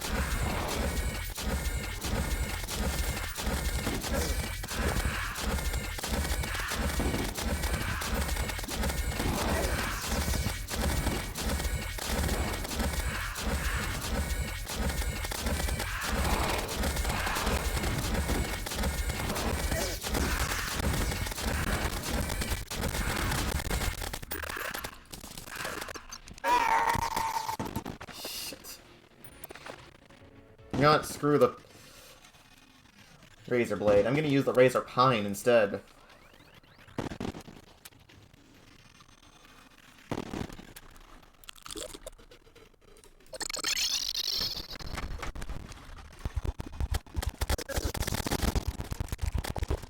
Shit, 2 of my NPCs just died.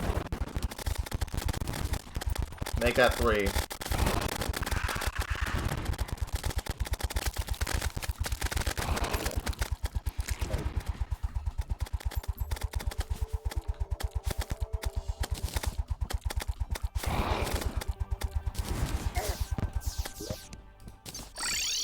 Alright. Time to make the Phantasm. Wait, no. Give me a sec. Here it is. The Phantasm. Oh, come on. Really?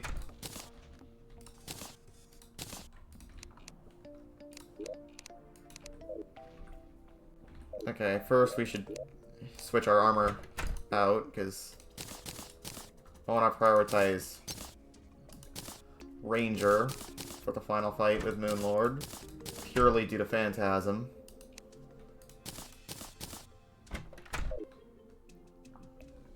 And I'm gonna switch my headgear out for Arrow. Okay, Arrow, armor, where is it? There it is!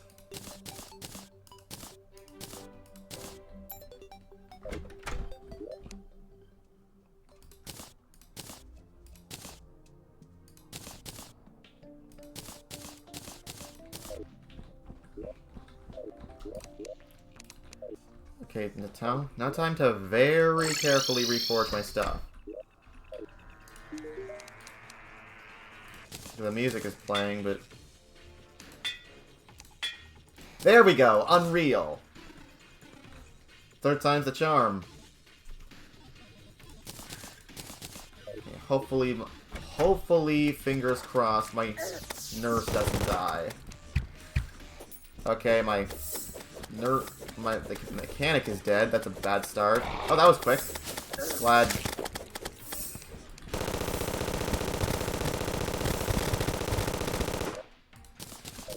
Glad NPCs can still respawn during the pillars. That's good, at the very least.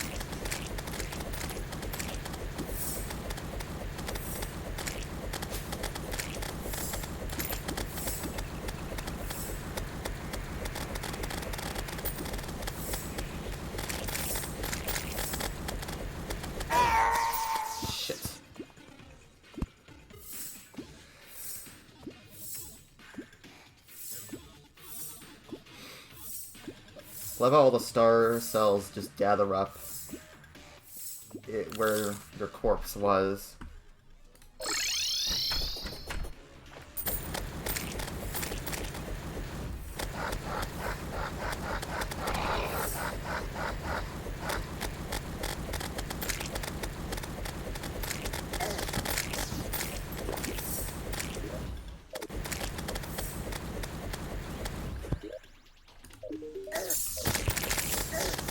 Thank God the nurse can heal herself for free.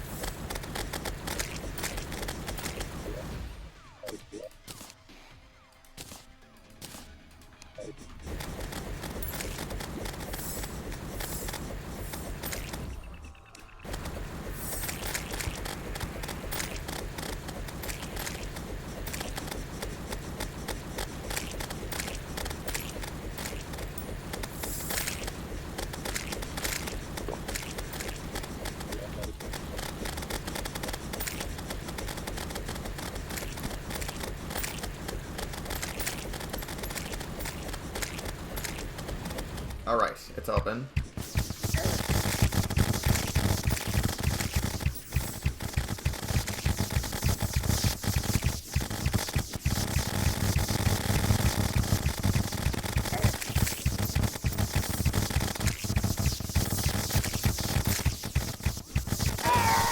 Oh my fucking God.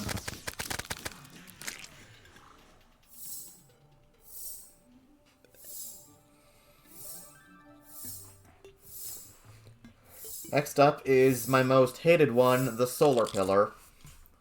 I always go for the...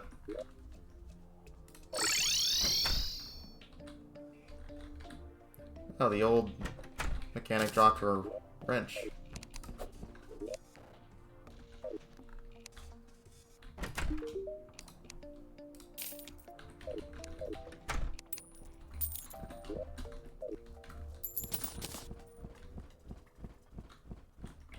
Oh. Still a couple standing.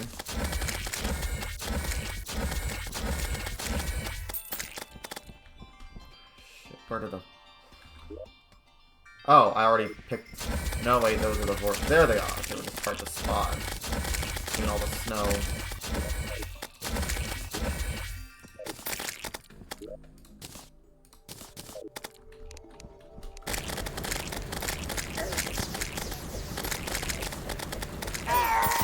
Oh my fucking God.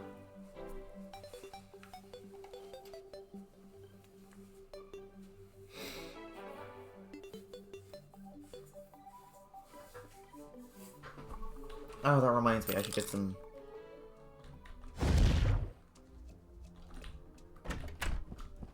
food.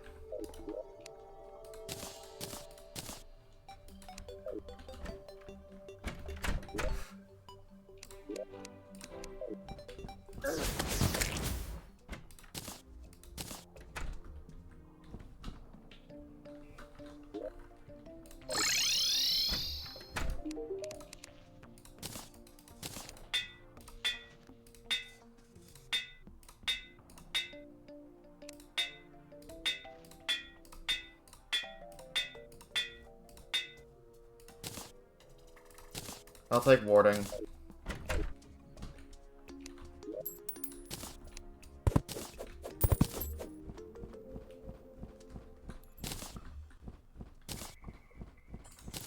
And here they come.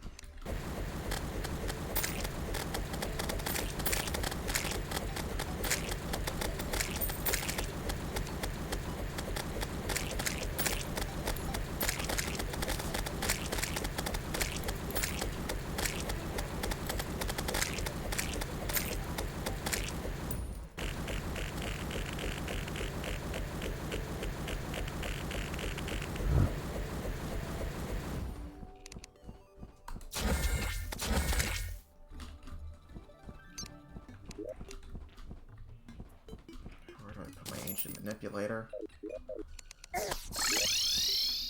Alright, still there.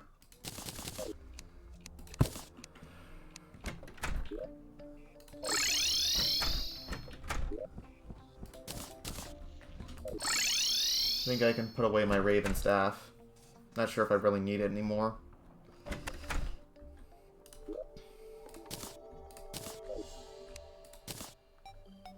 New Cyborg has come.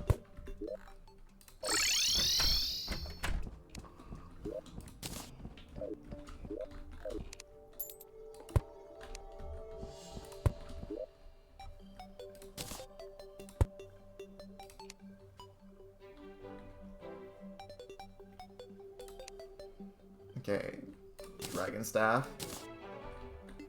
That's not it. Less damage is a no-no.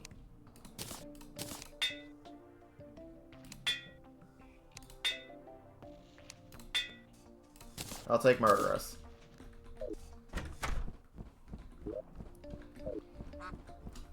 The Solar Pillar also has some good weapons, like the Solar Eruption and Daybreaker. Probably gonna go with the Daybreaker because the Solar Eruption, while strong, is a little inaccurate.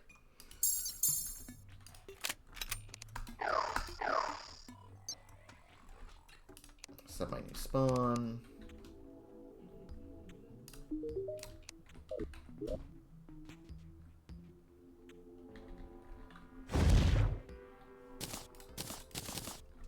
I thought that was a wyvern for a second.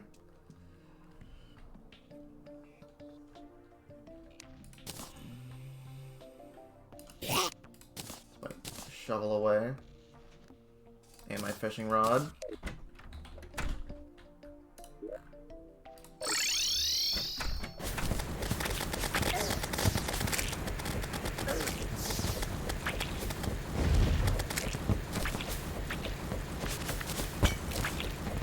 The worst thing about the Solar Pillar is the what's it called, is that worm enemy, the Crawlipede.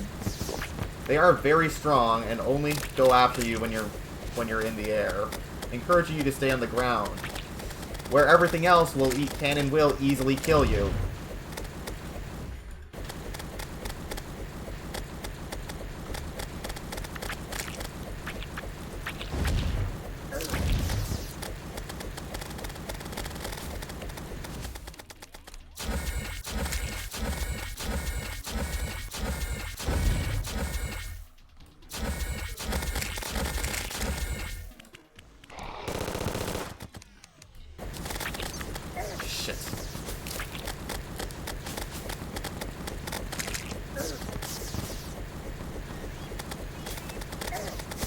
Alright, the party's ended.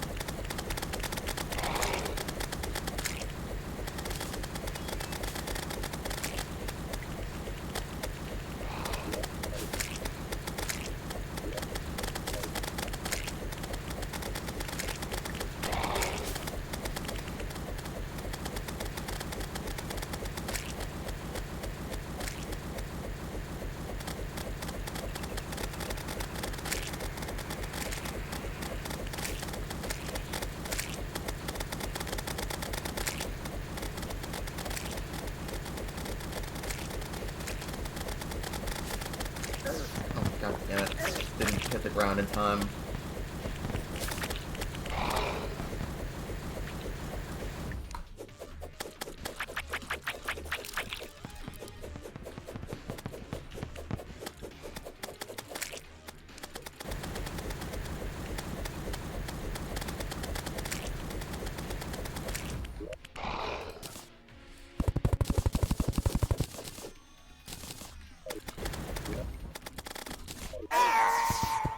I didn't... I was occupied with putting away the pearl wood.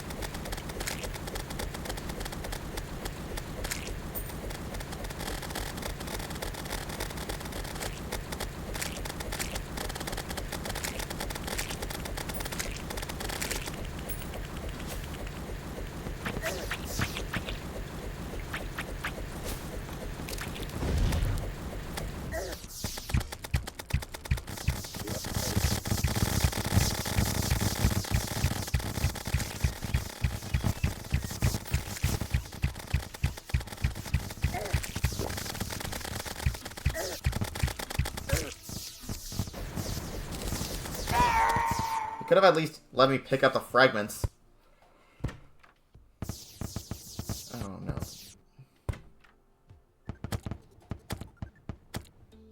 Wizard's about to die.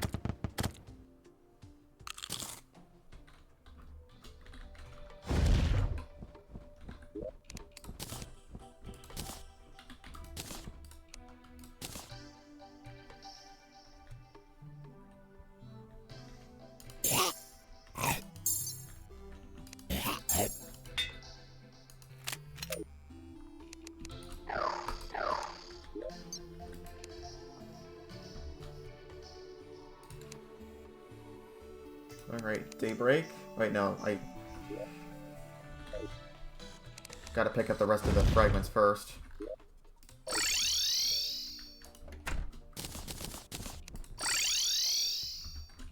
Now, let's make the daybreak.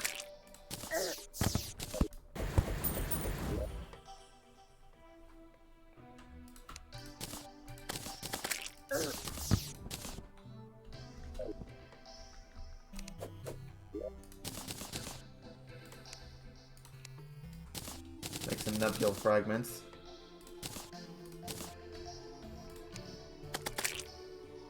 For super healing potions.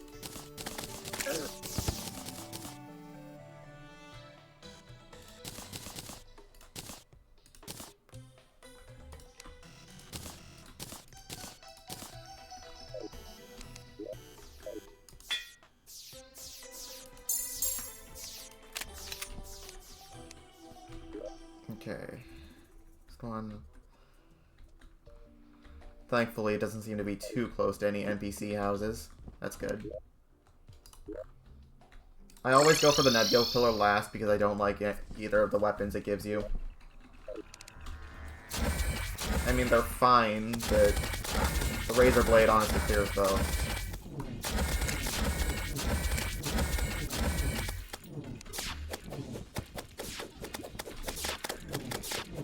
And the enemies are really annoying here, too. Probably not as annoying as Solar Pillar, but still very, very annoying.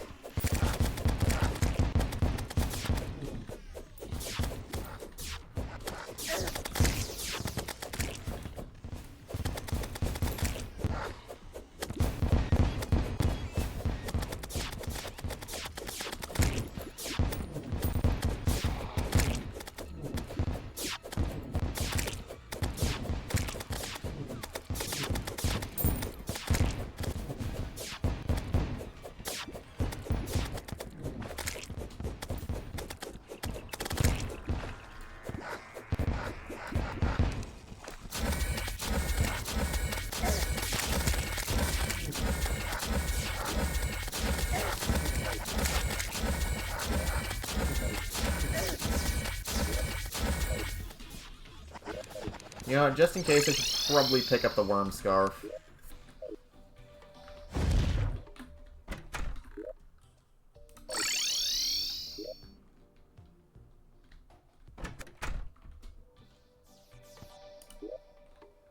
Actually, you know what? I'll keep the magic, the celestial cuffs.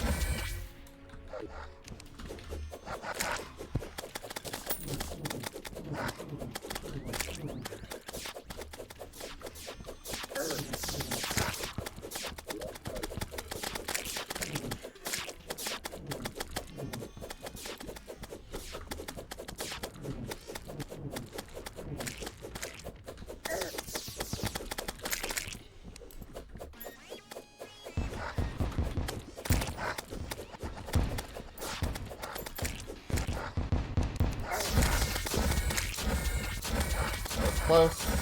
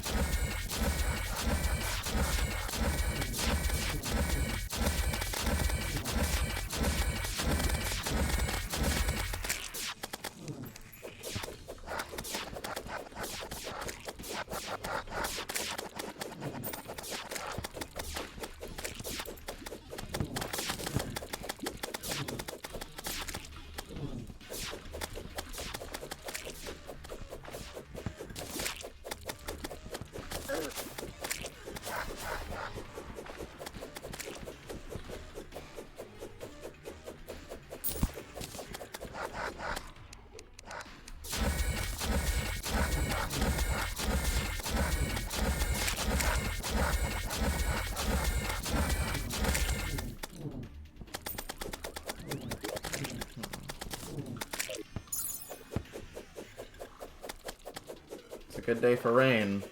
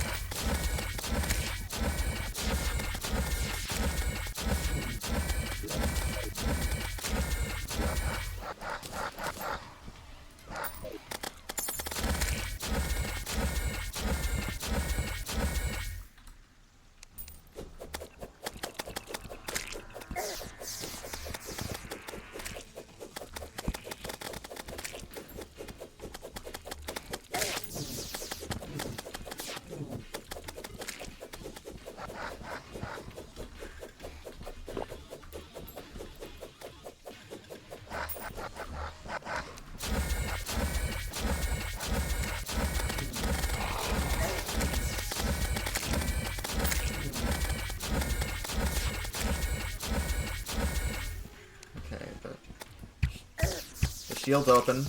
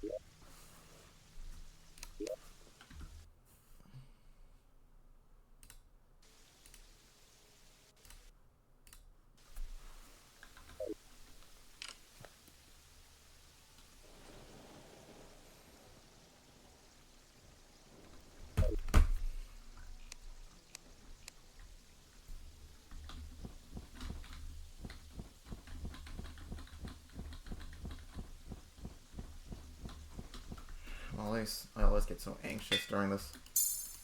During the...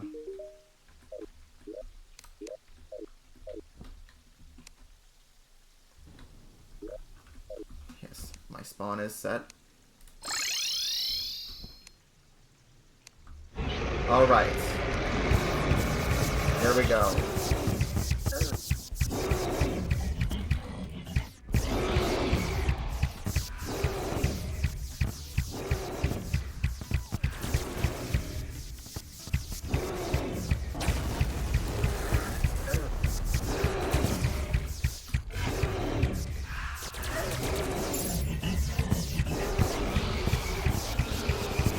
Thank God it's raining.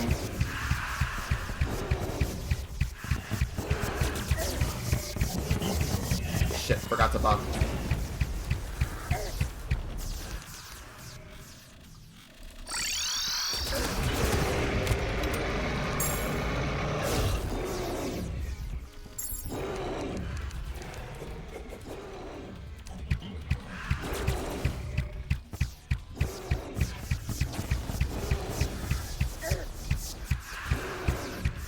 You know, maybe the cute fish run wasn't a very good idea for this fight.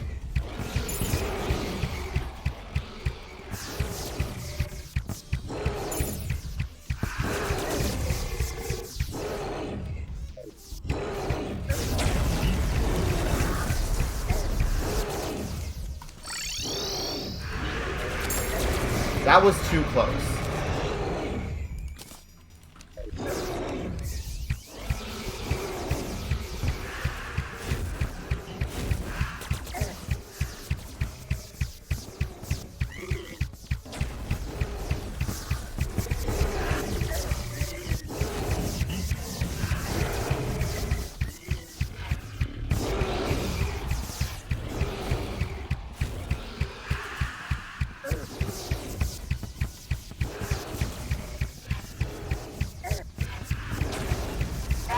Oh my fucking... Oh my fucking...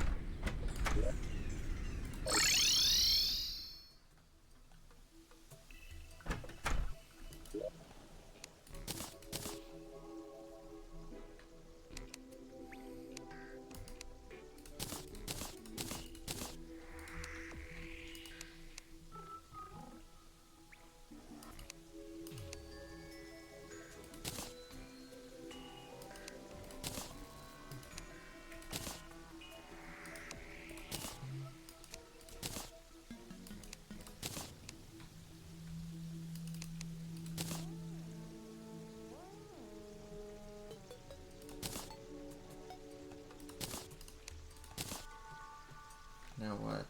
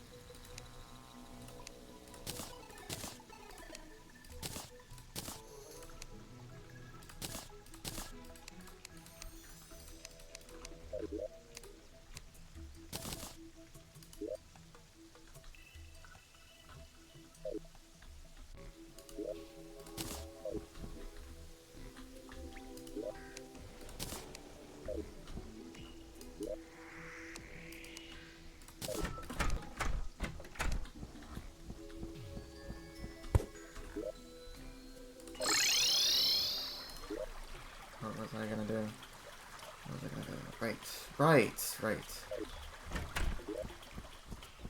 Oh wait, alright.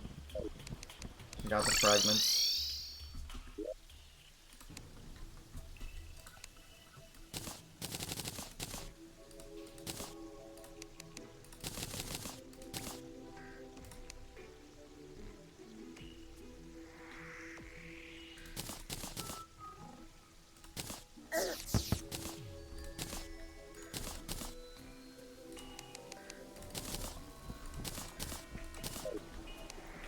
I'm gonna...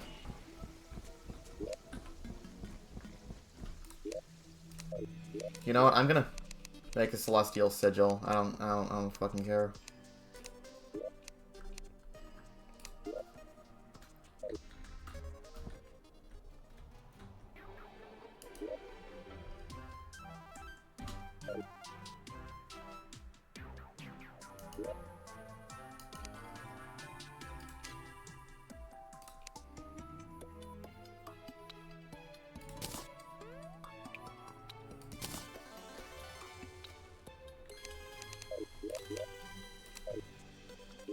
If I die to this, I'll just do pillars again.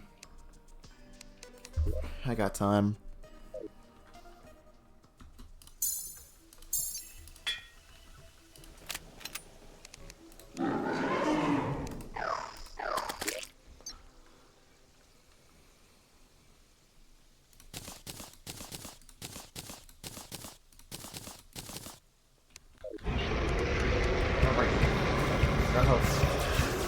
Quicker than usual to spawn turn.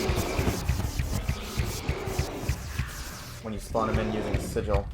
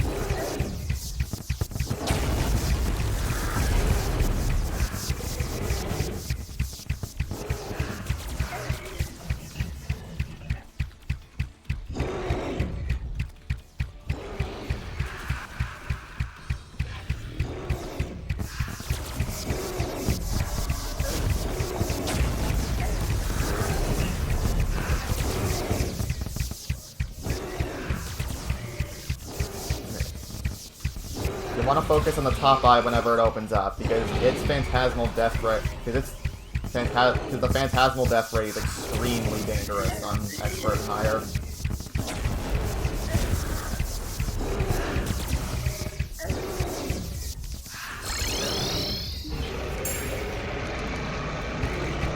See why I resort to nurse cheese when fighting this guy?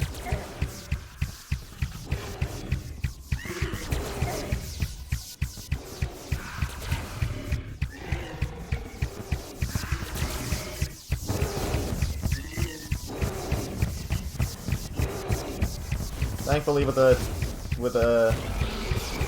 forehead eye gone, the fights, they're pretty much smooth sailing from here.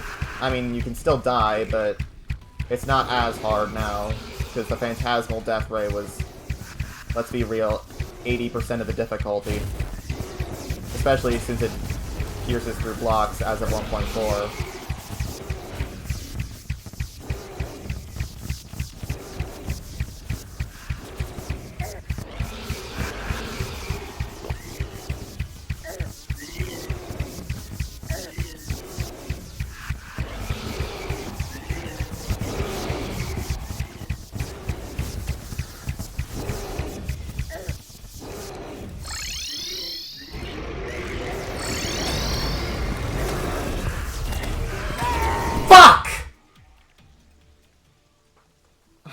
Misclicked and... Like, seriously, how did that happen? How did I let that happen? How? How, in all caps, did I let that happen?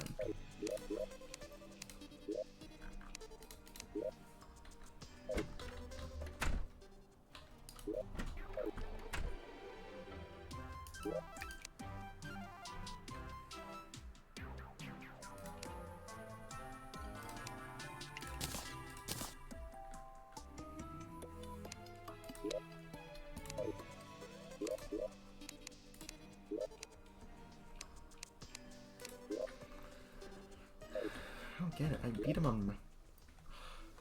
If I didn't... If my hand didn't get so shaky, I would have won that. I had in the bag.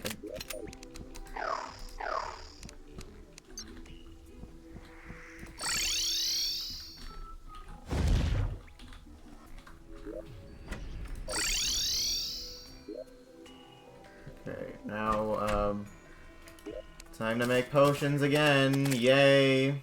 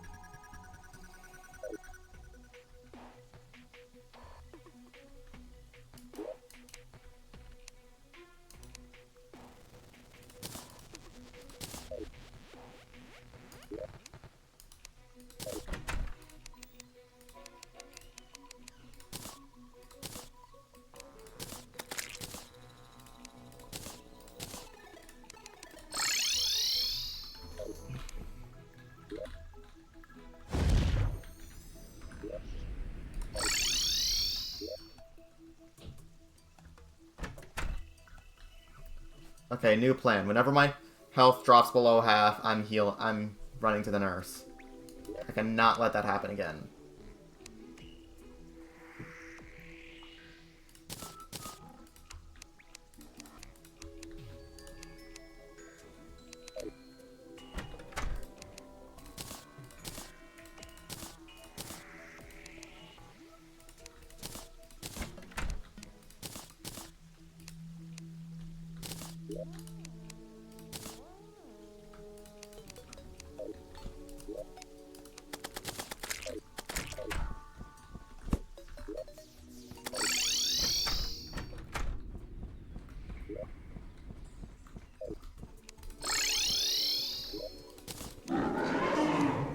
Okay.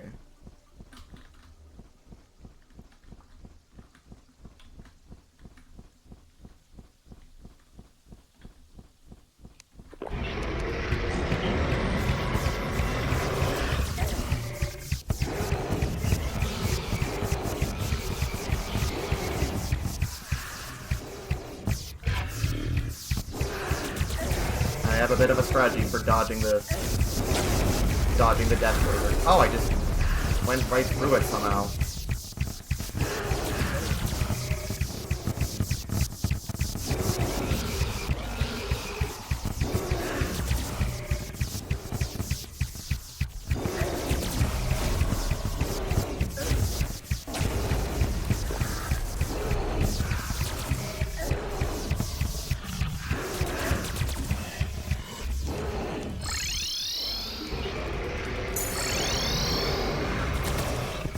Close.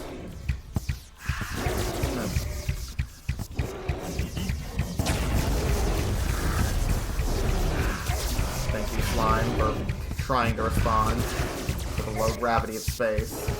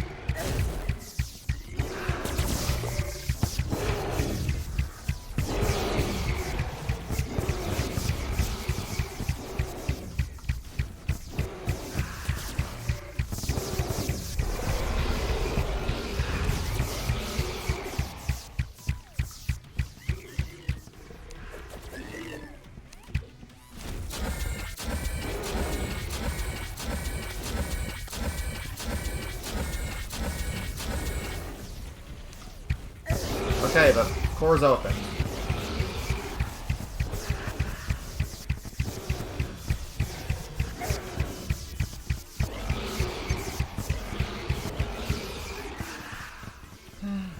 Yeah.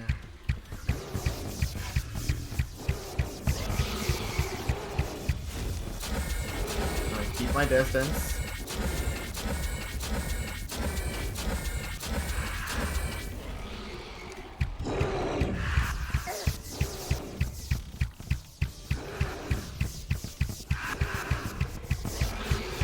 Dodge his attacks.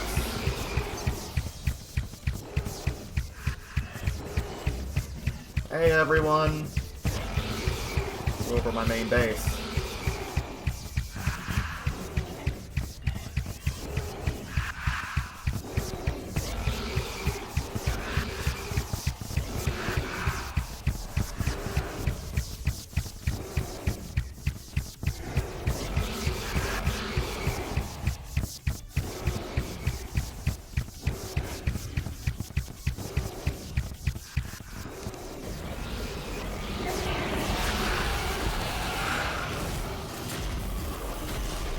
I won!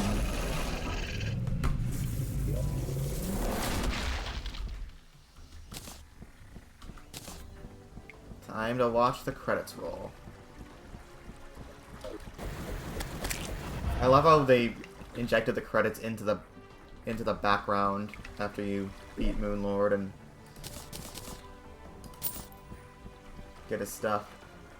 The Rainbow Crystal Staff and the SDMG. The best rapid fire gun in the game. Actually, no, I think it might be the Vortex Beater.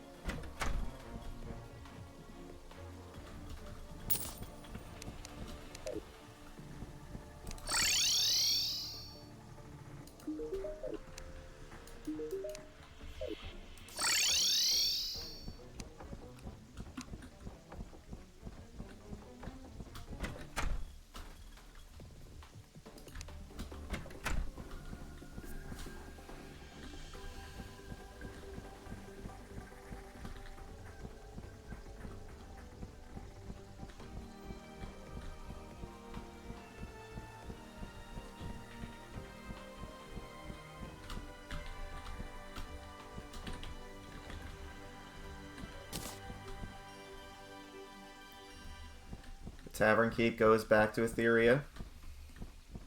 Goes back to his home game.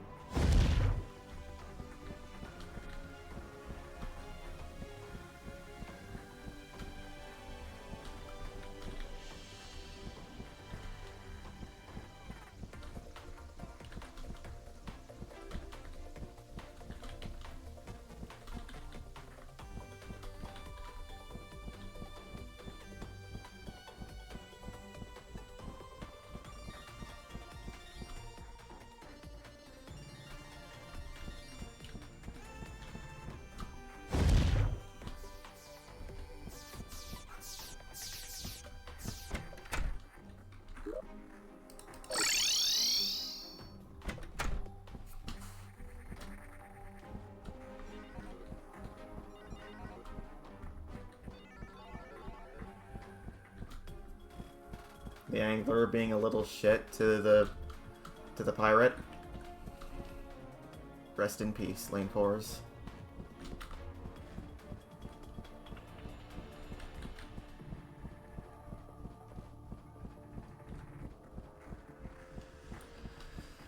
The zoologist is no longer a furry.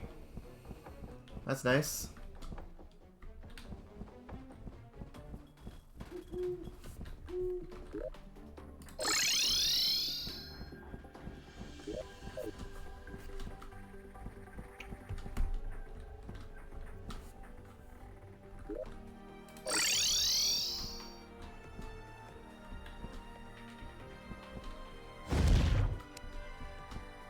Oh, god damn it. I was having a moment here, goblins.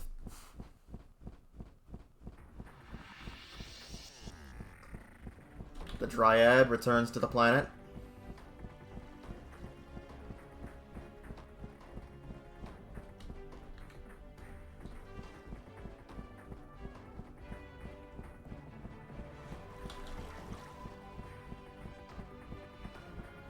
Steampunker fixes up the cyborg.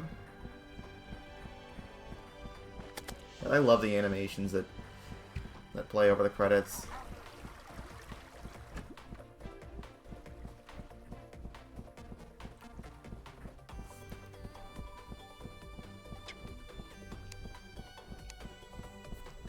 Santa visits the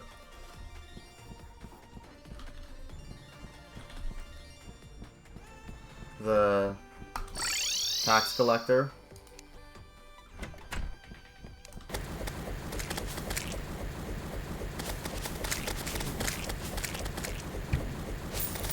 Yeah, let's just mow down the goblins as the credits finish.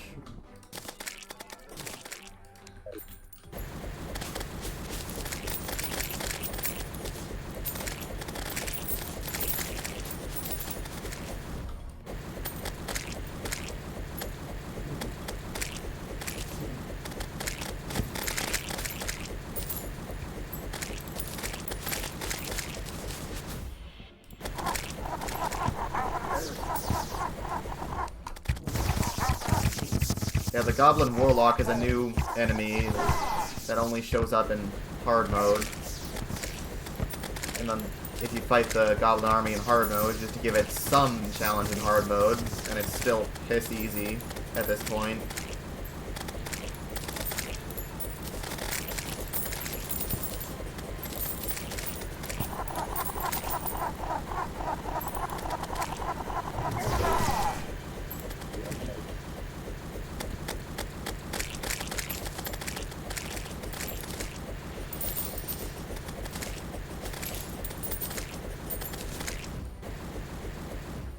There we go.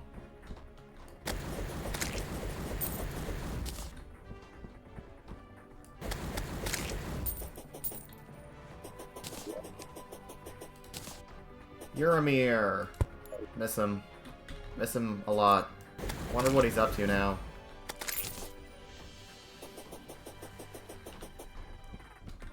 The lizard people return to normal. No longer brainwashed by Golem.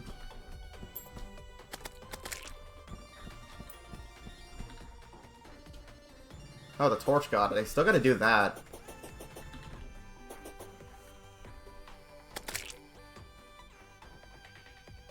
Piss off, Notch.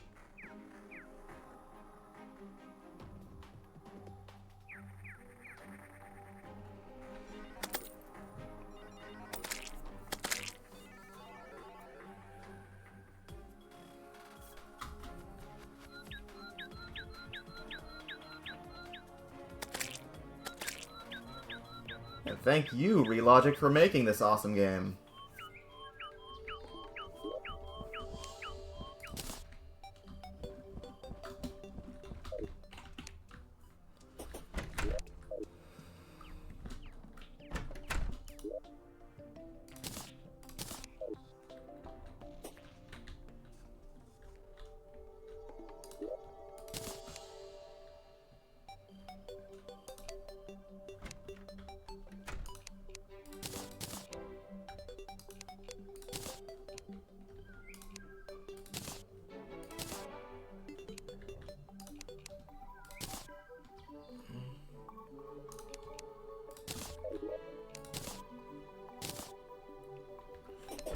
Alright, might as well just fight the Torch God. Only thing I haven't done yet, because apparently, according to the bestiary, the Torch God counts as a boss.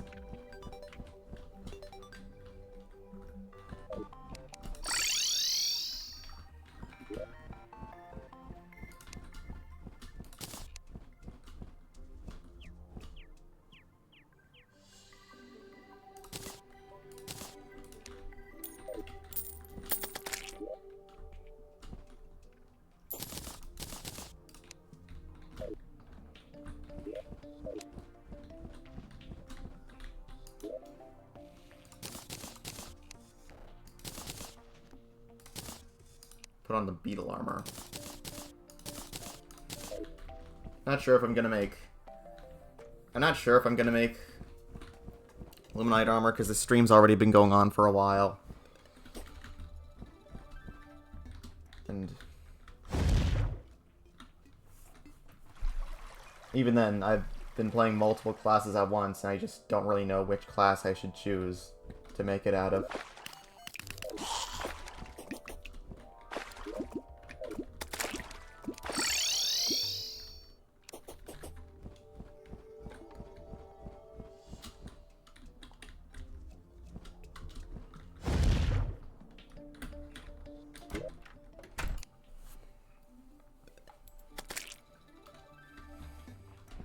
And besides, I've done it so many... it just requires me fighting the Moon Lord multiple times, which you just saw me do after 3 attempts.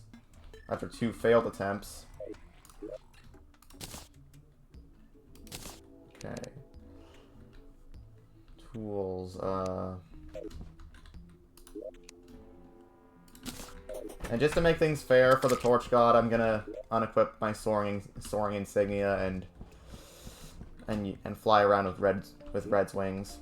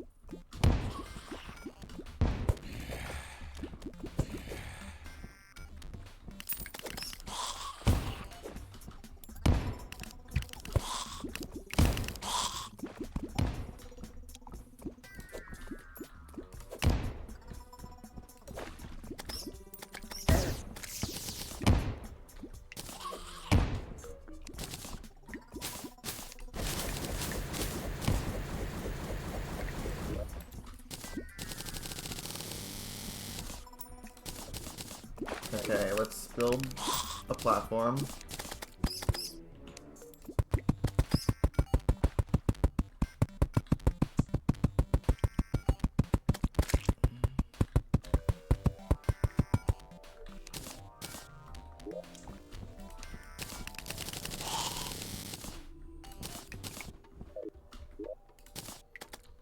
Sick.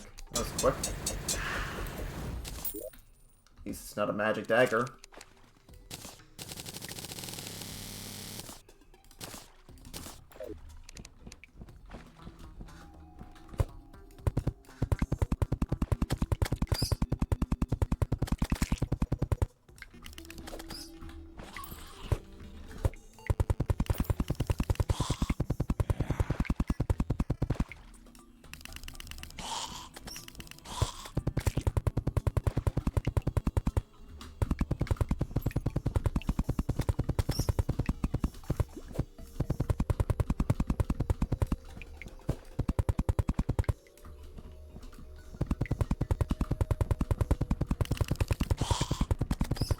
many torches do I have to...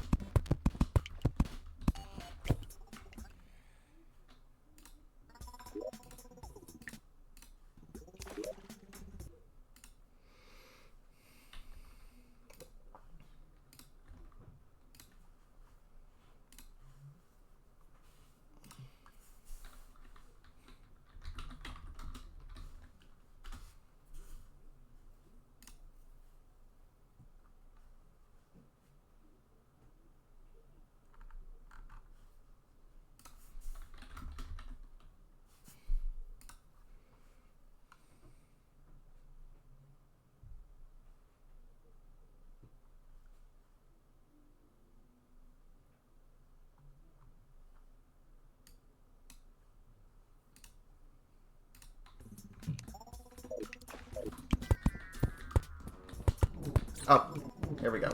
It's starting.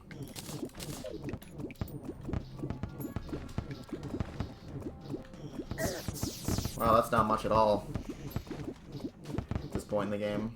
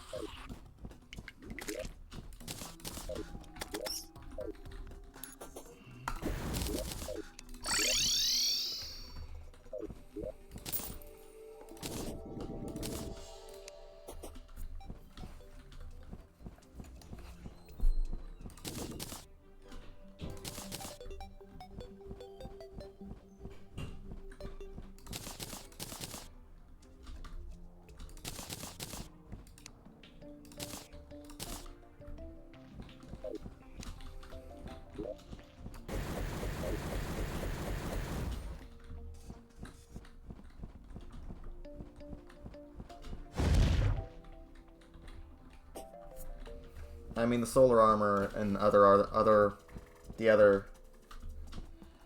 other celestial armor sets are technically post-game content, pretty much.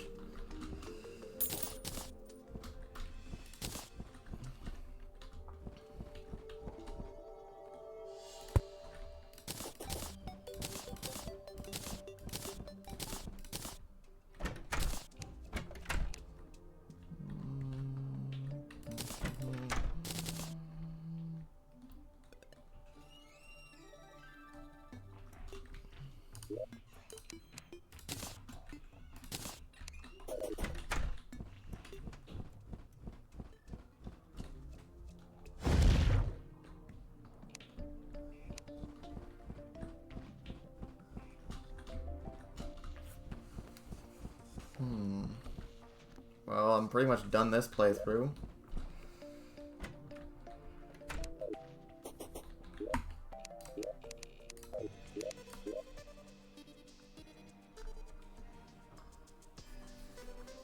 Might as well fly around my ultimate world for a little bit.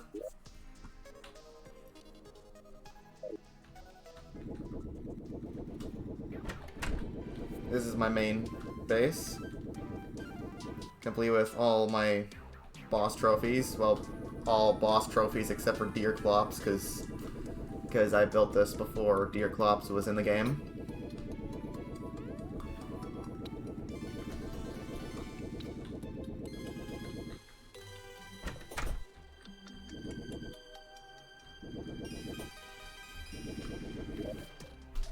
This wasn't my first base. My first base in this world was actually this tree house I built. It's a lot less detailed than the one I built in Streamlab, the world I did a playthrough on. What else? A tree farm up here. Trees of every type that was in the game by this point, well, except for like the underground types, like the gem trees and the ash trees. I don't think ashwood was even in the game at this point, anyway.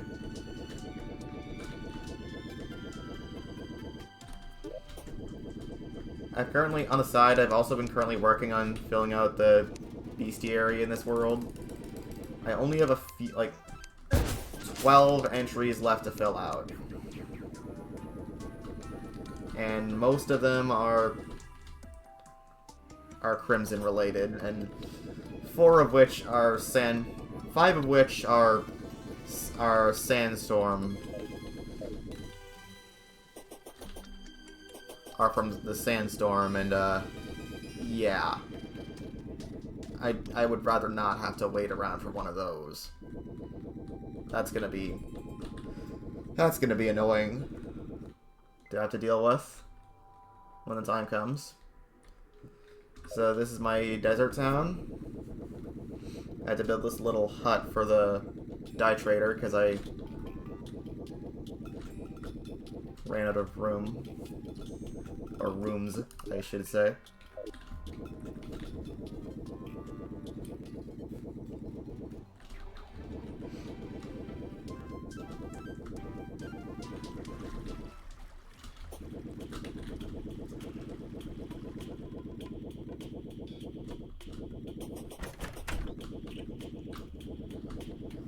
This is my jungle house. I made them jungle trees, even painted some of the backgrounds and even painted some of the background walls and furniture to fit with the theme better. Really like this house. Now what next? Oh right, it's the giant hole.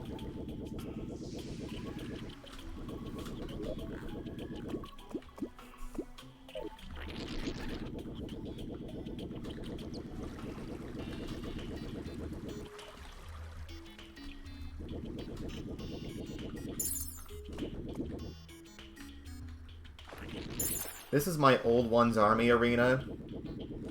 I meant to put, like, waterfall walls here at some point, but never got around to it for some reason. Shame, because it would have looked really, really pretty. Alright, I almost forgot I have the Zenith. I've had it for, like 100 hours in this character.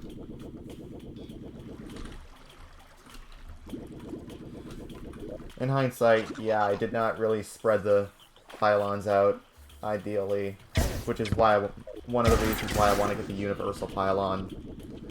Sure, I could just set up a few teleporters, but that would be too much work, honestly. So much wiring. This is my mushroom town.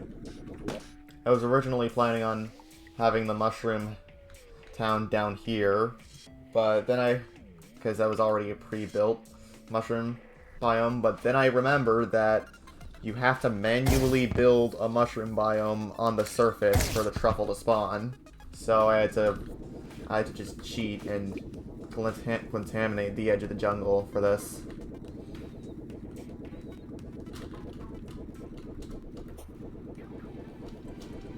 Here's a little something I made during the Smash Ultimate hype cycle. Just in case the Terraria never got in, or ever will get in, because there's still a chance for the next game. Yeah, I know Terraria isn't that big to Nintendo, and despite how many copies it sold, it still feels slightly niche. But still, Terrarian is probably my third most wanted fighter for Smash, behind Waluigi and Doomguy.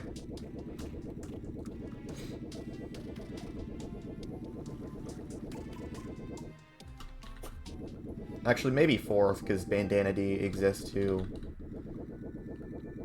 Sakurai can only ignore the Kirby games he didn't make for so many times. Okay, this is one ocean. Let's go the other direction. These teleporters I planned on making for my different class-specific playthroughs, and never got around to filling them out somehow. Next up, we got a pumpkin full of all of my Halloween costumes. This is something similar to something that I did on my mobile world, except this one is actually complete.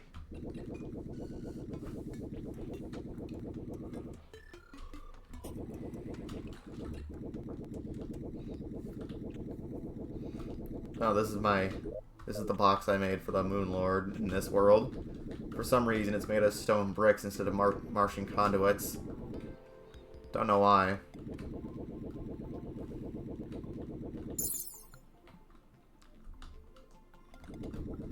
Anyway, down here is the snow biome. This is a full map of the world.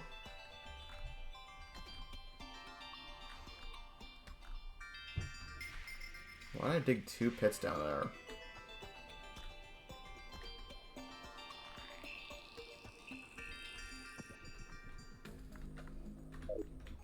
Here's a Christmas tree with with pixel art of a superstar, complete with Christmas costumes.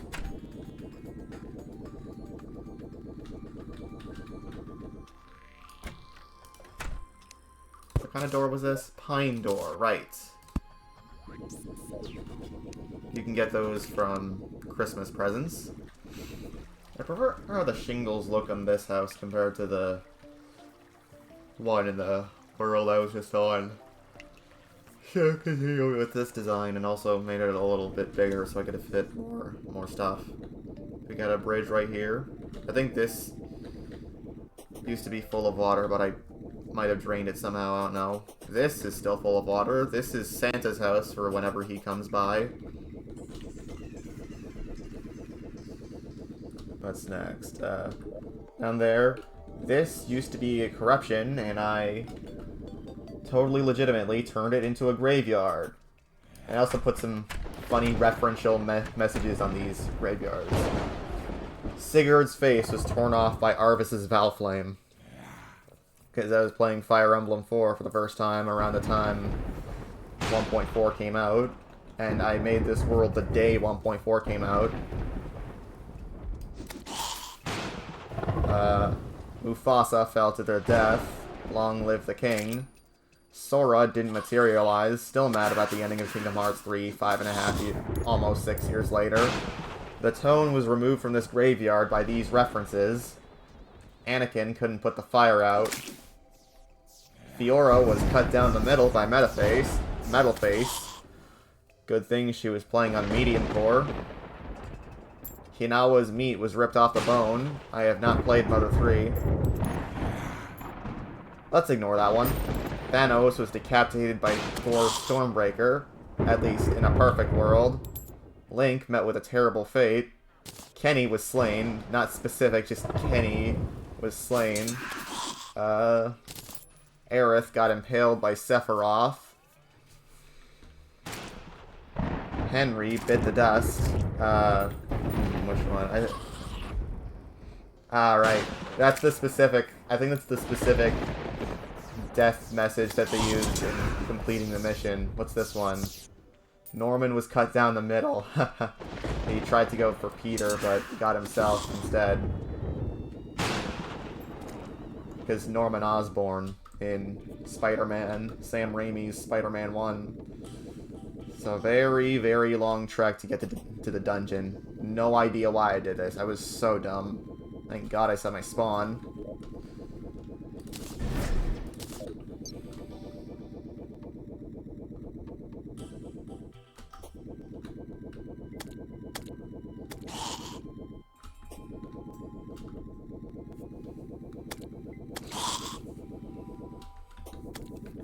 This right here used to be my invasion arena until it turned out to be faulty, so I just stopped using it.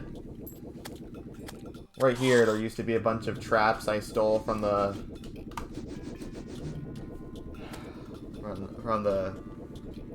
jungle temple, and these timers controlled them. It didn't work, so I just summoned an invasion like the Pumpkin Moon or Frost Moon and just fought it off normally. Just held down the mouse button with the Zenith. Here's my sea village. Complete with the stylus, the angler, and I built a whole pirate ship just for the pirate. And an ocean farm, which didn't work, using a design that Euromir made. Probably doesn't work because of all the NPCs nearby, which makes sense. Because having an NPC nearby reduces enemy spawn rates.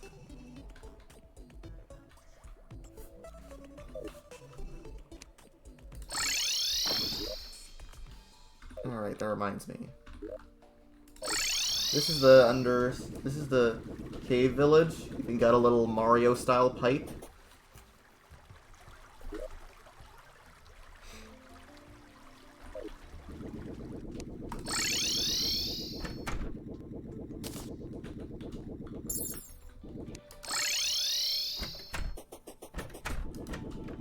This is my underground farm you saw in a prior stream.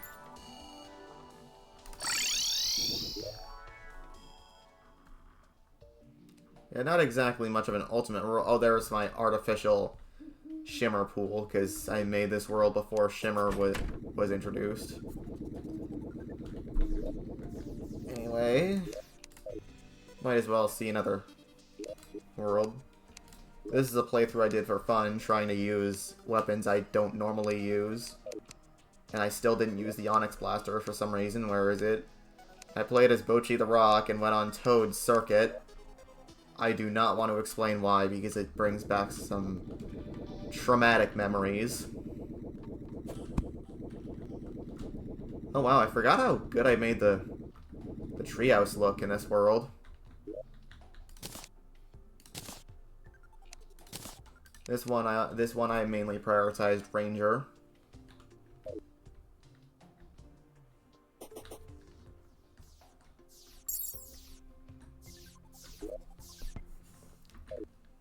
Oh, and I also made the wise decision to just have my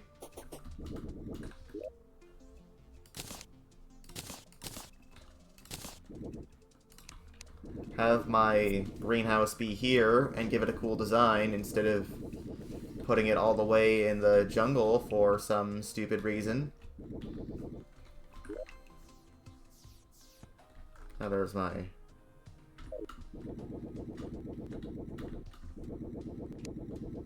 Also planted some sakura trees because they look nice. And Bochi is pink, so it fits. Oh, this is the...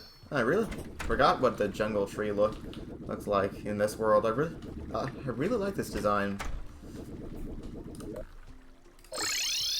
Yeah, this is the basic ass sand village design I had always made. Actually, it's basic, but especially compared to the sand temple I made. But it's nice. I like it. I barely even tried with this ocean village. No boardwalk, nothing. What did I do? Built this cave town on a platform. Thankfully, I hollowed over it. Or contaminated it, because the Crimson got to it. Yeah, this is a Crimson world. I used ice bricks for the roof instead of shingles, probably because they didn't have any. And I expect to see a lot of shoe boxes for some of the housing.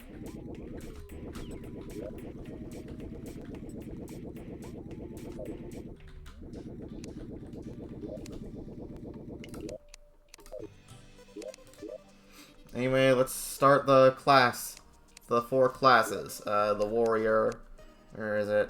Realm of the warrior.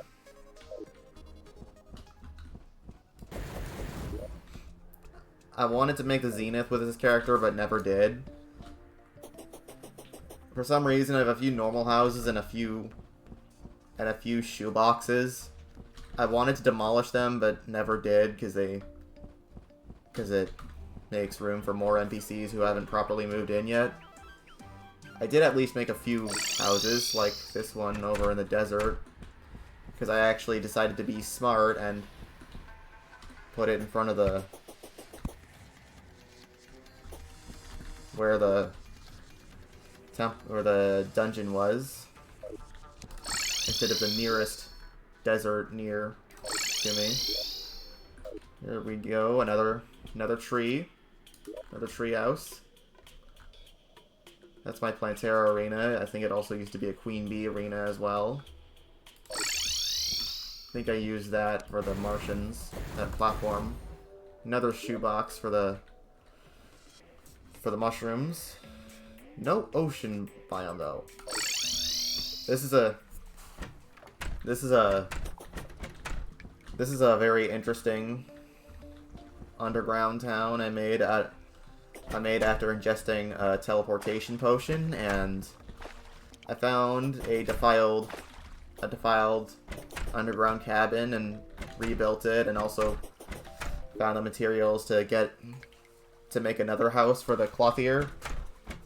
It looks basic, but it's fine. That's my corruption arena. What else? Not a lot to do these worlds outside my ultimate world. Oh yeah, this is back when corruption blocks turned mud into dirt so they could spread. Because corrupt grass didn't spread on mud at the time. And let's go with the ranger. This one I started being smart and decided to start using the center of the world as my main arena for invasions and bosses.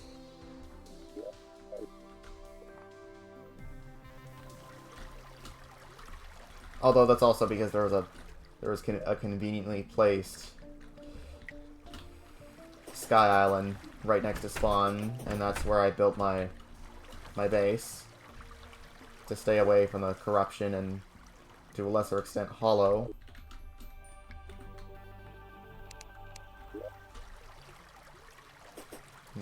Must have just killed the Moon Lord last time I played as him. Oh, must have played as him before stack limits were increased. These trees are naked. More shoeboxes for the mushrooms. That's a fish run arena right there. I also decided to be smart and build the cave town near Hell. Why did I build them out of wood? Stone looks way better for underground towns. Shoebox house for the goblin and mechanic. I always put the mechanic and goblin together alone in the snow biome because, like, let's face it, they're an item. Why is the angler in the Sky Island? Anyway, here's a basic box longhouse for the desert. Lucy, what are you doing all the way up here?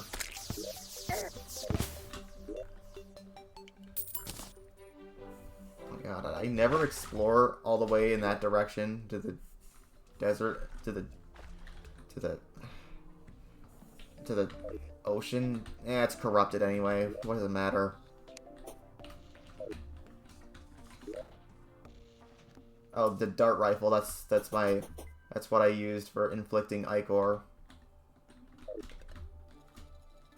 Using Ichor darts because I didn't want to sacrifice using crystal bullets or crystal or chlorophyte bullets or especially holy arrows. Wait, it hasn't spread? Huh. The sunflowers must have stopped it. I thought, last I checked, corruption uproots sunflowers. Is that not a thing anymore? Probably not. Anyway, let's check out the mage. I actually did a few streams on as the mage a few years back, but like just over a month after.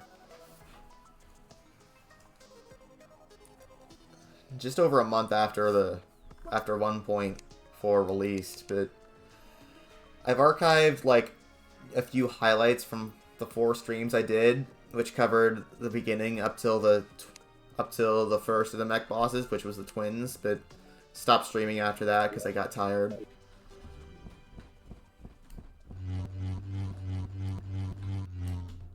Oh yeah, this character has the last prism as their main weapon.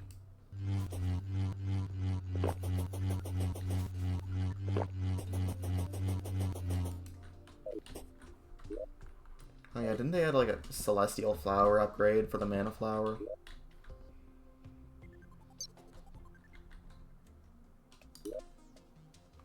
It's a lot of Bezoars. As you can tell, I did not care about Vanity, probably because I was playing on stream and wanted to proceed it as quickly as possible. So I just stuffed all the NPCs into tiny shoeboxes. Also put the guide and merchant up here. Don't really recall why.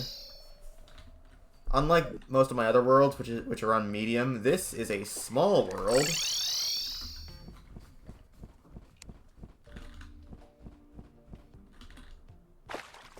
I only built shoeboxes to get more NPCs quickly because I just wanted it to be over with. And the last prism is so cool.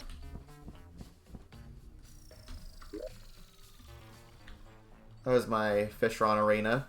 I probably ended up just giving up and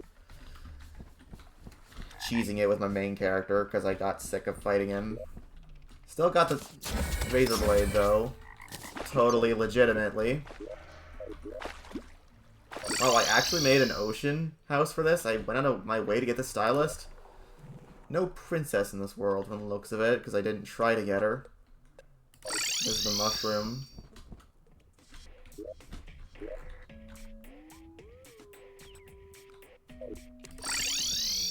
Yeah, the platform you see above you is what I made for invasions and bosses.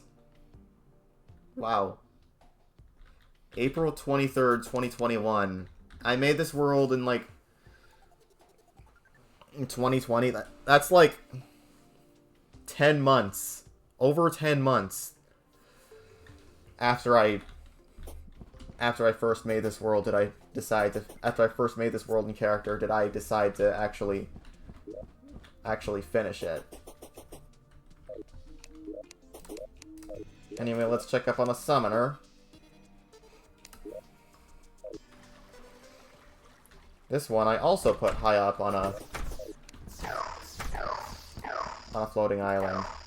Though, in case you're wondering, no, I did not put myself up to getting the Terra Prisma, because you have to kill the Empress of Light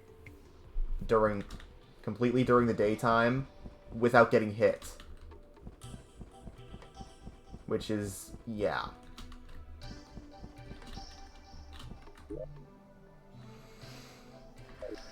I'd only done it once with my main character, and that was using the Zenith. And even then, I still died a few times before finishing her off.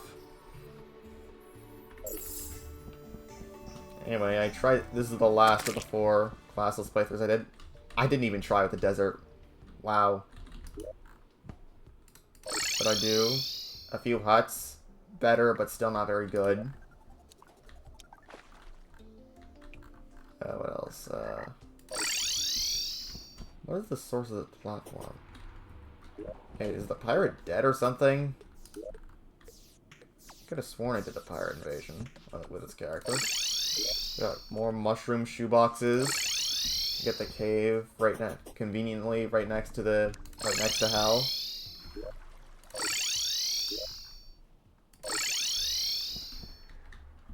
I tried to get a little more abstract by placing the taller room and slightly off center and having it be held up by a fence, but it still doesn't look great.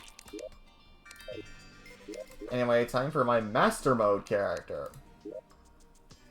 Because I have actually beaten this game on Master Mode. For proof, here are all the relics, and in case you're wondering, they're usually completely gold. I'm using a resource pack that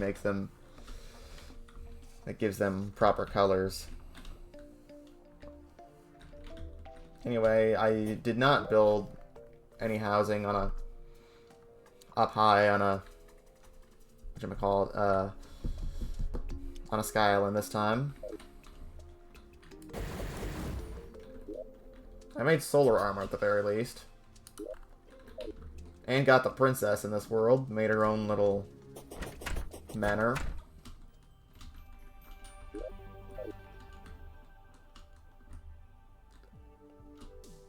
Why is the cat all the way out here? Basic, semi-basic shoebox house for the desert.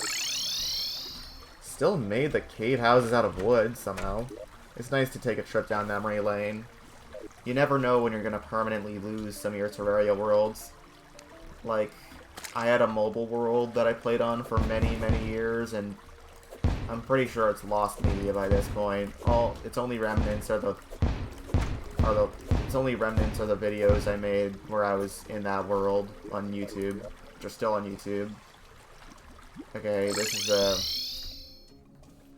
I gave this house a stone brick roof, which is something. And also added some planked walls up top and bottom. Oh, I like what I did with the Santa house in this world, making the red and green lights.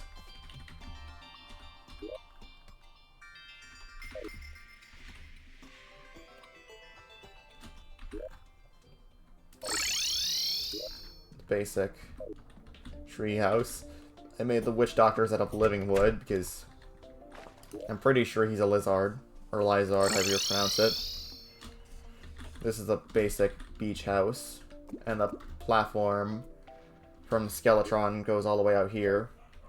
This is where I fight off the invasions and bosses and stuff.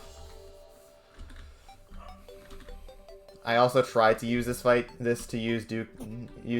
Duke Fishron with, but I did not know that he enrages when you leave the ocean, so yeah.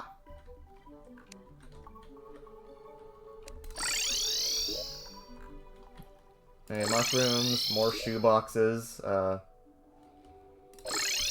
Okay, a pretty ho-hum world, aside from the fact that it's on Master Mode. Anyway, let's go all the way back to 1.3. Playing as Shulk from Xenoblade.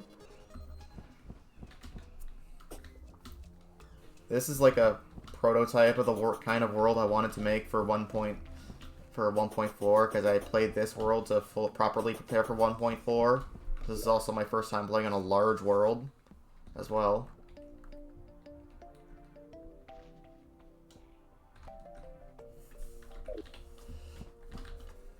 I made the stone road and some more housing that didn't...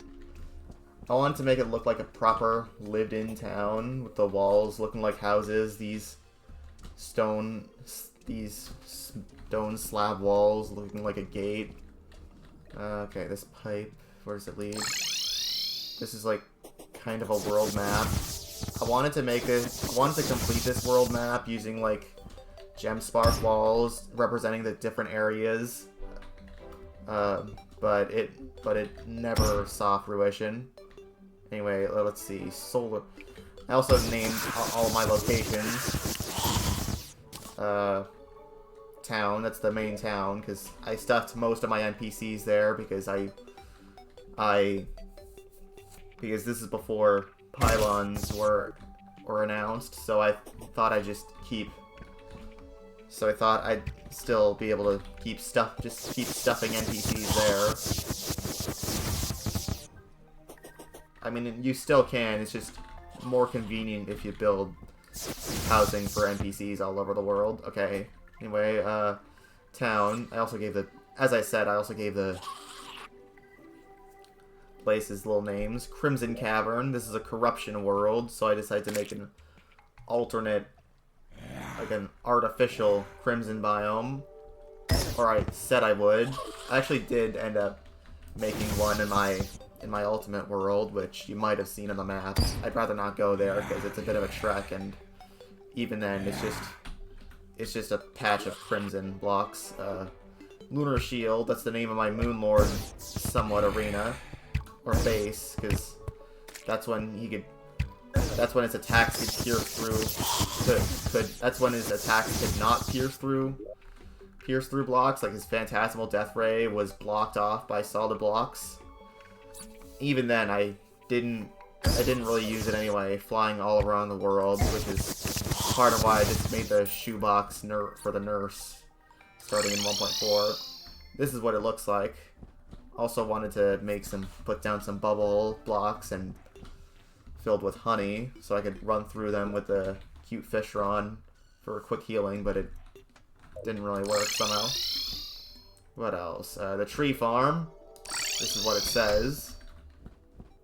This is a very mediocre tree farm. The one I have in my main world is way better. The dungeon. Teleporter doesn't work. And Pirate Beach. This is where the pirate lives, and also where a pirate ship is. Teleporter hasn't been set up. Ice Cavern. I think it's supposed to lead to there. Come on, it's not that far. I can easily set that up. I think it's cool how I set up all these like different shrines for all the teleporters and stuff. Even though they added... Oh wow, I actually added the waterfalls into the...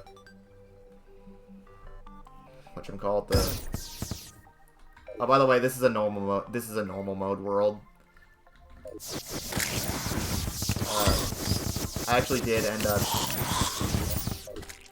Seems like I did end up putting the waterfalls in this Old One's Army arena. What did I call it? Okay, what else? Prism Lake. Must be the name of this hollowed lake. Crimson Cavern. Corrupt Cave.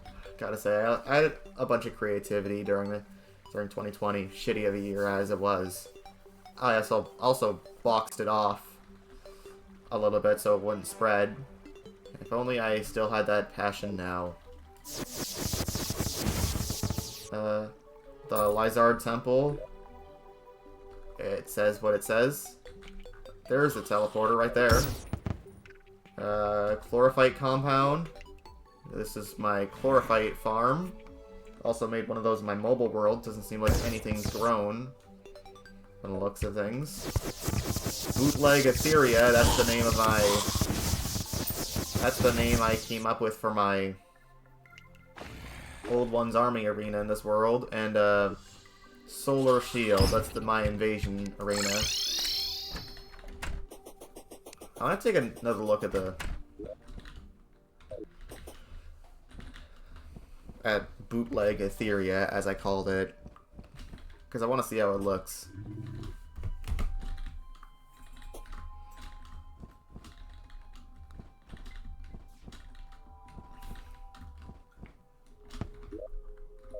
Now my Eater of Worlds platform is still there. I never tore it down.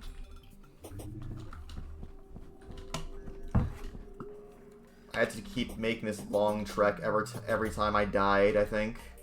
Unless I put a bed at the Witch Doctor's house, then...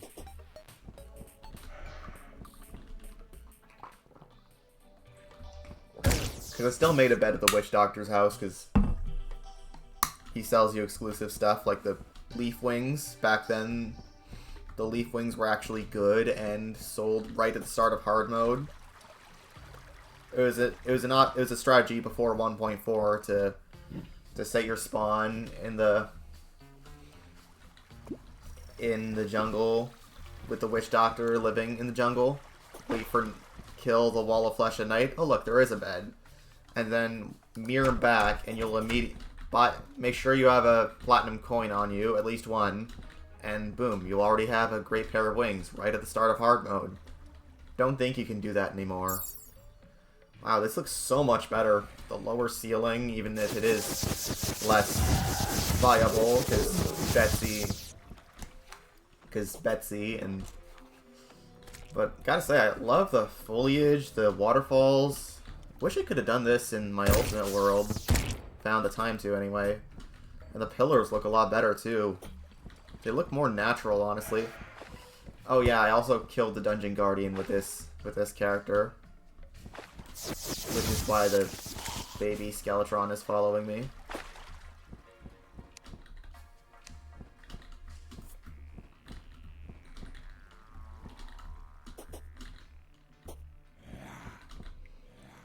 Alright, here's a more finalized design for a invasion farm. I think I was either too far or too close in range, so nothing could spawn.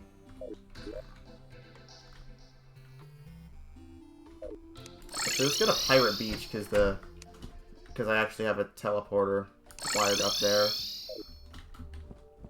No, they're wired up to the tree farm. Yeah, I'm not killing the Moon Lord any more times after this. It's already getting pretty late.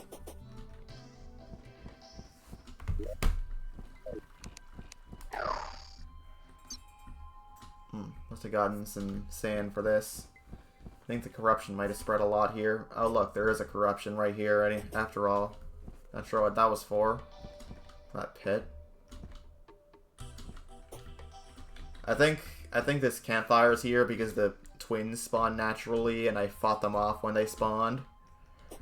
This world is almost 5 years old. Same with the last world we're going to explore in this stream, which is the first world I ever fully completed on the PC version of Terraria, because I was primarily a console and mobile player before this, before making the jump to PC in late 2019, because I didn't want to wait for 1.4 like I waited for 1.3 for many, many years.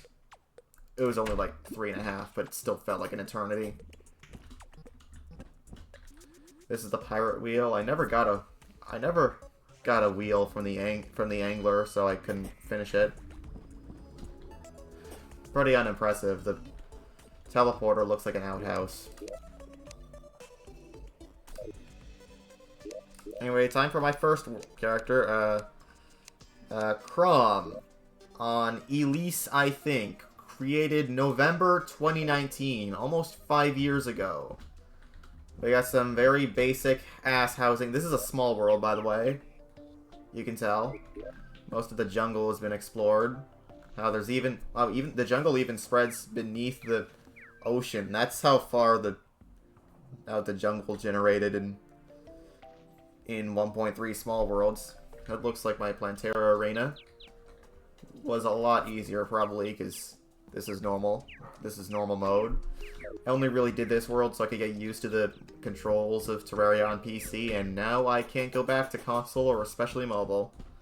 I built some different housing, like I built a full mushroom house, 2 basic houses, but then I built like a mushroom house and also a war base to fit with the war table I got from the Old Ones army. Unfortunately, I only got around to doing the first tier because I'm pretty sure the second and third tier of the Old Ones army were like way too strong for the sentries I had at that point. Wait, does he still have a dual hook? He still has a dual hook. The steampunker lives here because I needed a quick source of blue solution. That wooden block was made to block off the crimson.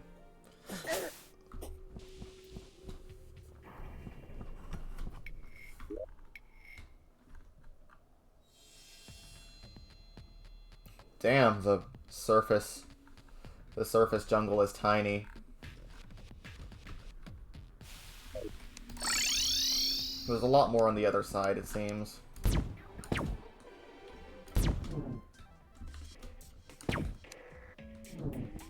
Oh, the zoologist has arrived, because I don't think I've spent much time in this world since 1.4 drops, so the newer NPCs haven't spawned, like the zoologist, for example. And also, the underground desert was way smaller in 1.3 than it compared to 1.4, which means the golfer didn't even exist before 1.4. Up there is my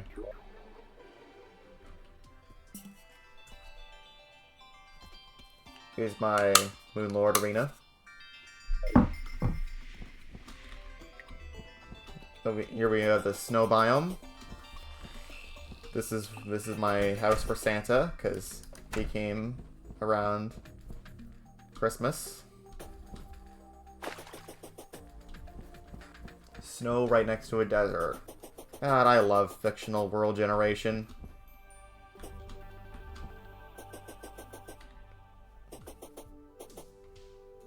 Oh, back in 1.3, they didn't even show the dates you died at a gravestone. That's disappointing. Speaking of disappointing, the influx waiver, it feels so bad now. Oh, I built the safety boxes out of wood.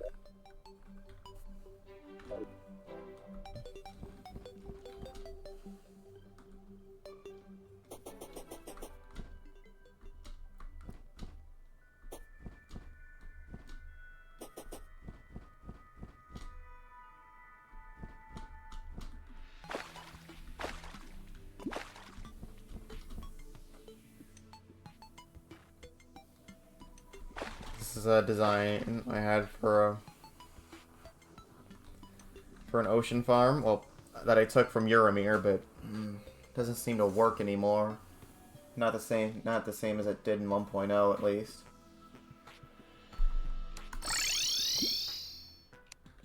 I like this little bridge I made over this little river. I like to imagine that being a river because it looks kind of like one.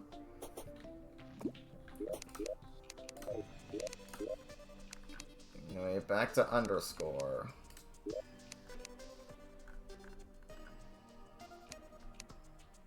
It's so satisfying to see the crown on top of the world icon now.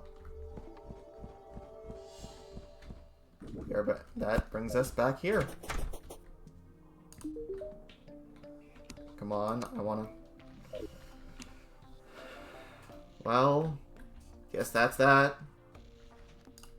I might stream Terraria again, but not for a while. I had a lot of fun streaming this game again. Even though I mainly did it to gather footage, so I could use on my YouTube channel. This totally isn't me hinting at another video I might do next year. Anyways, see ya.